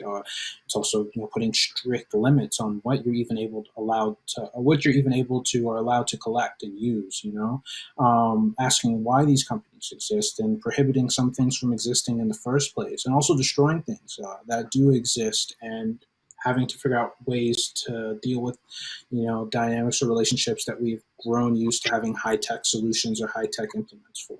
I think that just because a tool or technological implement has been advanced doesn't mean that there's a progression. Often there's been a regression because it's used to, distract from, the power dynamics that are going on there.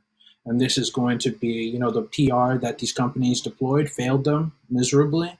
And for some companies, the way forward will be to, go mask off and commit to, partnerships with the military, partnerships with the police. And others, it will be to find new ways and new legitimation narratives. But we have to remember, they're not on our side. Their very existence is antithetical in many respects to, what we all want, which is a life that isn't, just convenience, but flourishing, thriving, and being able to relate to each other in any way that we want, and not to just simply consume at their convenience so that they're able to continue to micro-target, micro-advertise, direct everybody and make a profit that way.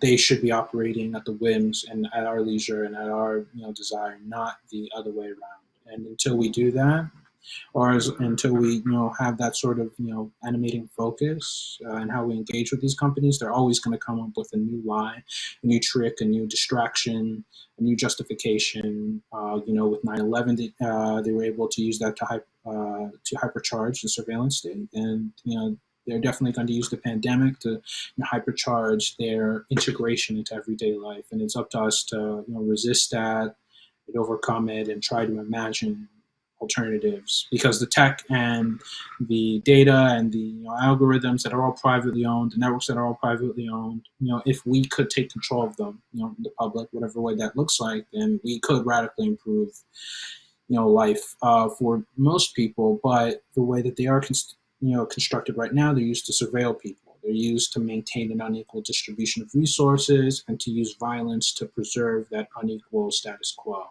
And we should not be interested in preserving, such a violent and immoral system. I think the point that Edward made about new legitimation narratives, and Naomi brought this up a little bit earlier, about the structural threat to companies, like how they respond to this, how they show support, and the parties largely, they're entirely willing to provide lip service. If the only thing that they feel that is demanded of them, of a social movement, is to change their language, is to issue a press release, is to put out, an ad campaign, they are all behind that. They're like, oh, we are the ally of allies. We're here for you all the way. As long as it doesn't impact their business, as long as it doesn't impact their power, as long as it doesn't impact their operations, they're on side with it.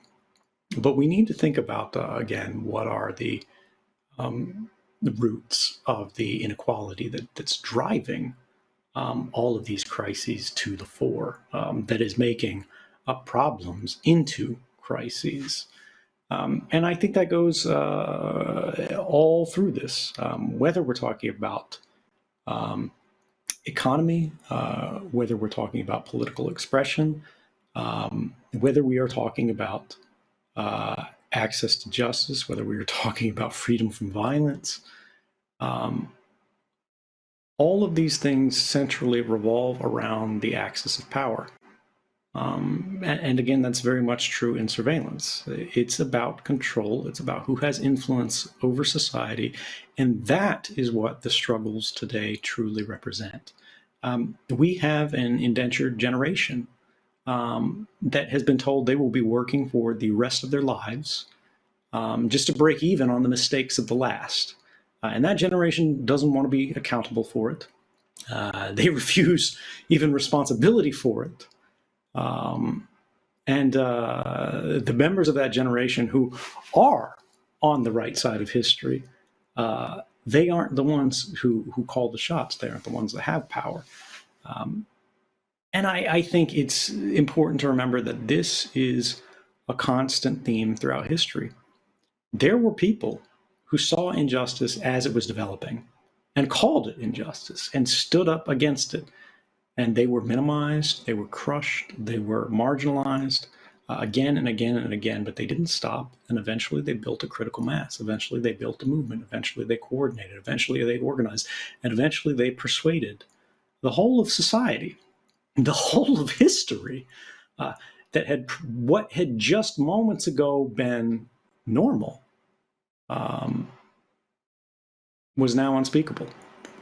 And it's just, I'll end on a historic note here because I've gone too long. It's important to remember that connection between the development of new and controversial powers, abilities, authorities, laws, and the close to immediate application of them against minorities, and particularly blacks in the United States. That's our history. In her book, Dark Matters on the Surveillance of Blackness, I think it was, Simone Brown wrote that the first American surveillance laws were lantern laws that required black, mixed, and indigenous people to literally carry candlelit lanterns after sunset to make them easier to watch as they went about whatever it was, anytime they were not in the company of a white person.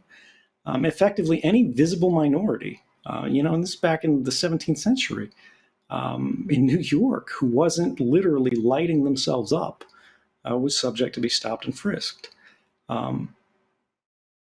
We need to create a world where people who aren't exactly like us, from ways big to ways small, are subjects rather than equals. This whole idea of government, this whole idea of democracy, it only works when we all have a seat at the table. And there's this fundamental presumption, particularly in these fractious times, with this sort of new rising authoritarianism, that they believe, well, as long as you have the majority, everything's okay. But the majority can't vote away the rights of the minority, or they weren't rights. And it's important for us to remember that. Thank you, Ed. Naomi, take us home.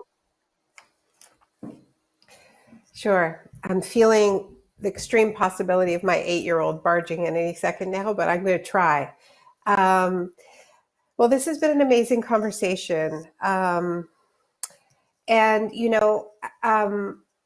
been writing about the shock doctrine now for almost 2 decades, unfortunately. That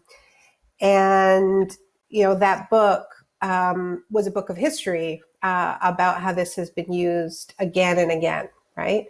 And the idea of governments using moments of trauma to push through their pre-existing wish list is pretty ancient. But we've been seeing a very particular manifestation of it in the neoliberal era. And, I think that it's fair, seeing as Anna Tijoux gave us her music, to acknowledge that it started in Chile as the first real laboratory for these ideas in the aftermath of the Pinochet coup and other September 11th. And having spent a lot of time studying not just the tactic, but the the resistance movements to it, some successful, some not.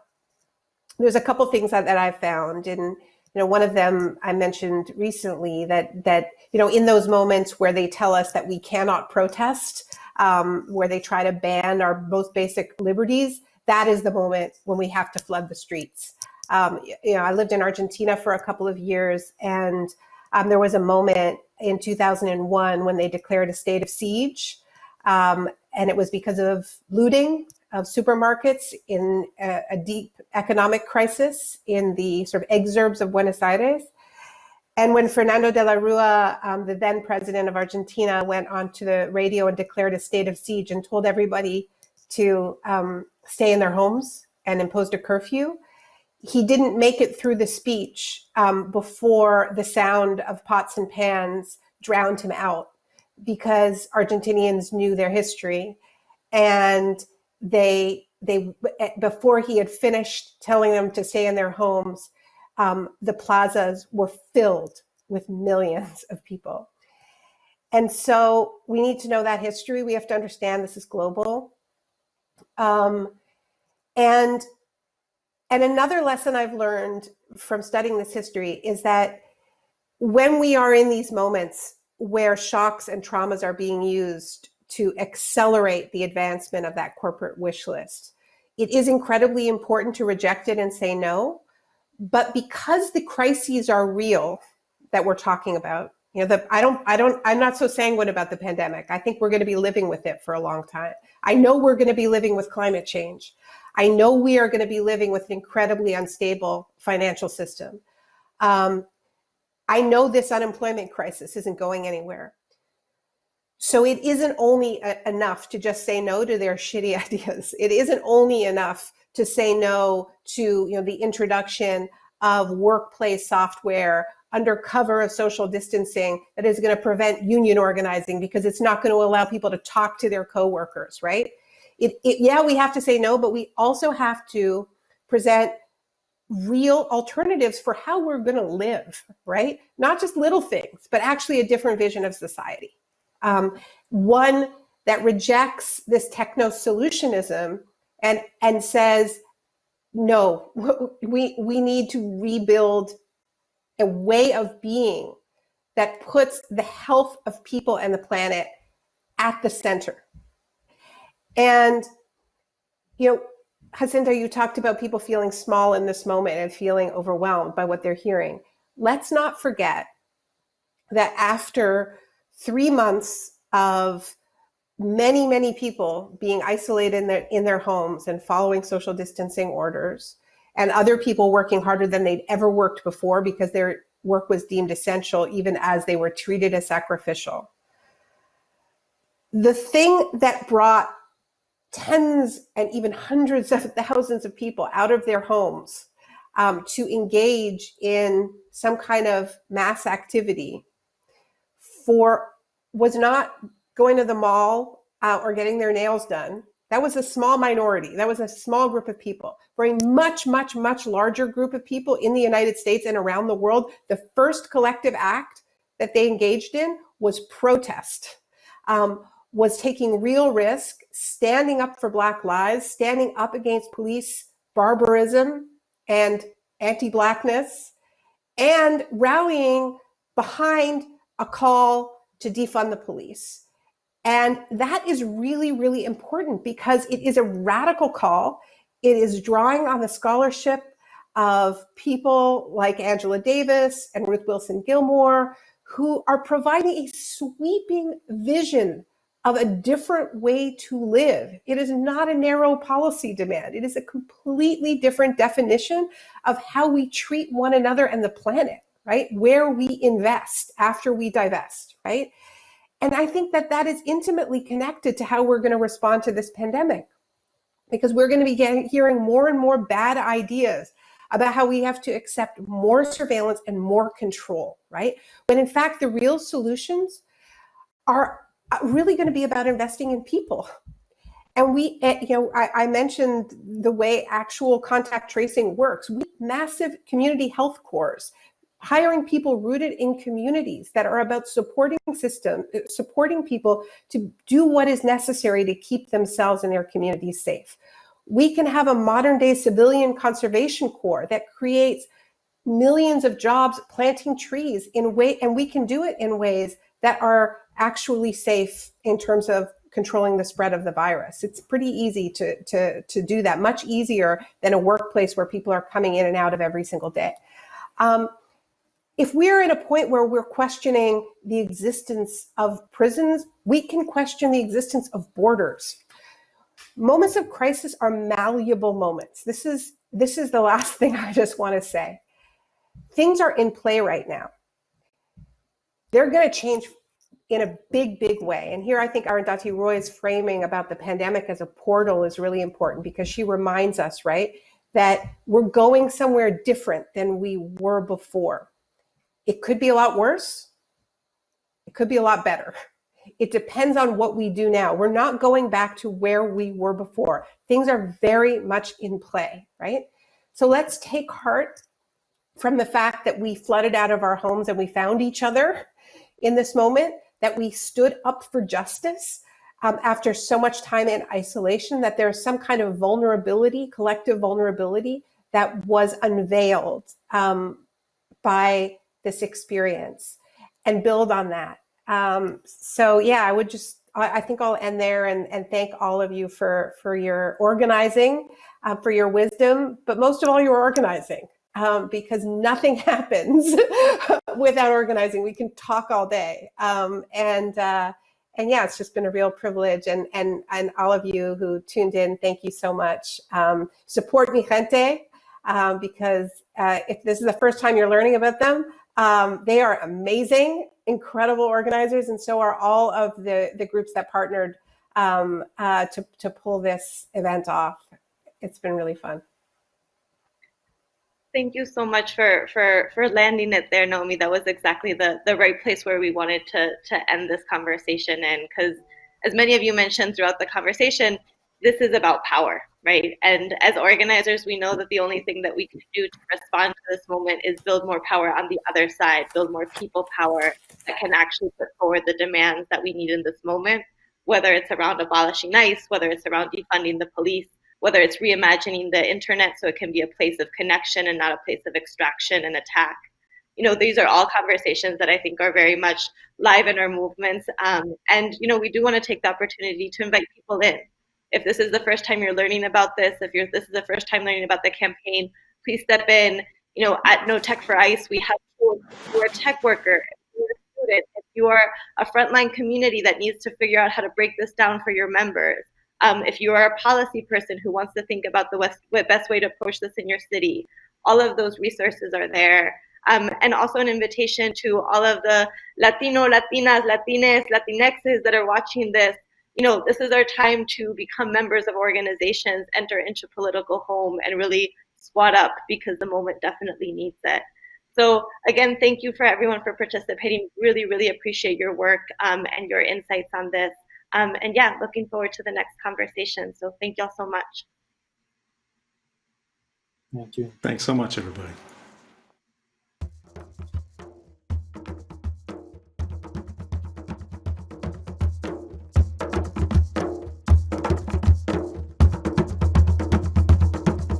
Quien quiere libertad, pero la quiere muy purita, muy blanquita. Y esa no es la que amerita, esa es purita, lo contrario yo la quiero. Para los chamacos de los barrios que solo se le aseguró el sistema carcelario. Quien quiere libertad, pero la quiere macharrana, con la pareja encerrada entre cocina, londra y cama, ropa con sotana, escapate por la ventana, dile que desayuno en Juana. Digo libertad y hay quien dice Nueva York, y si digo justicia dicen que ciega es mejor. Hay quien quiere libertad pero no la necesita porque tiene cuanto quiere. La cosa se complica si no aboga por cortar la soga que ahoga al otro.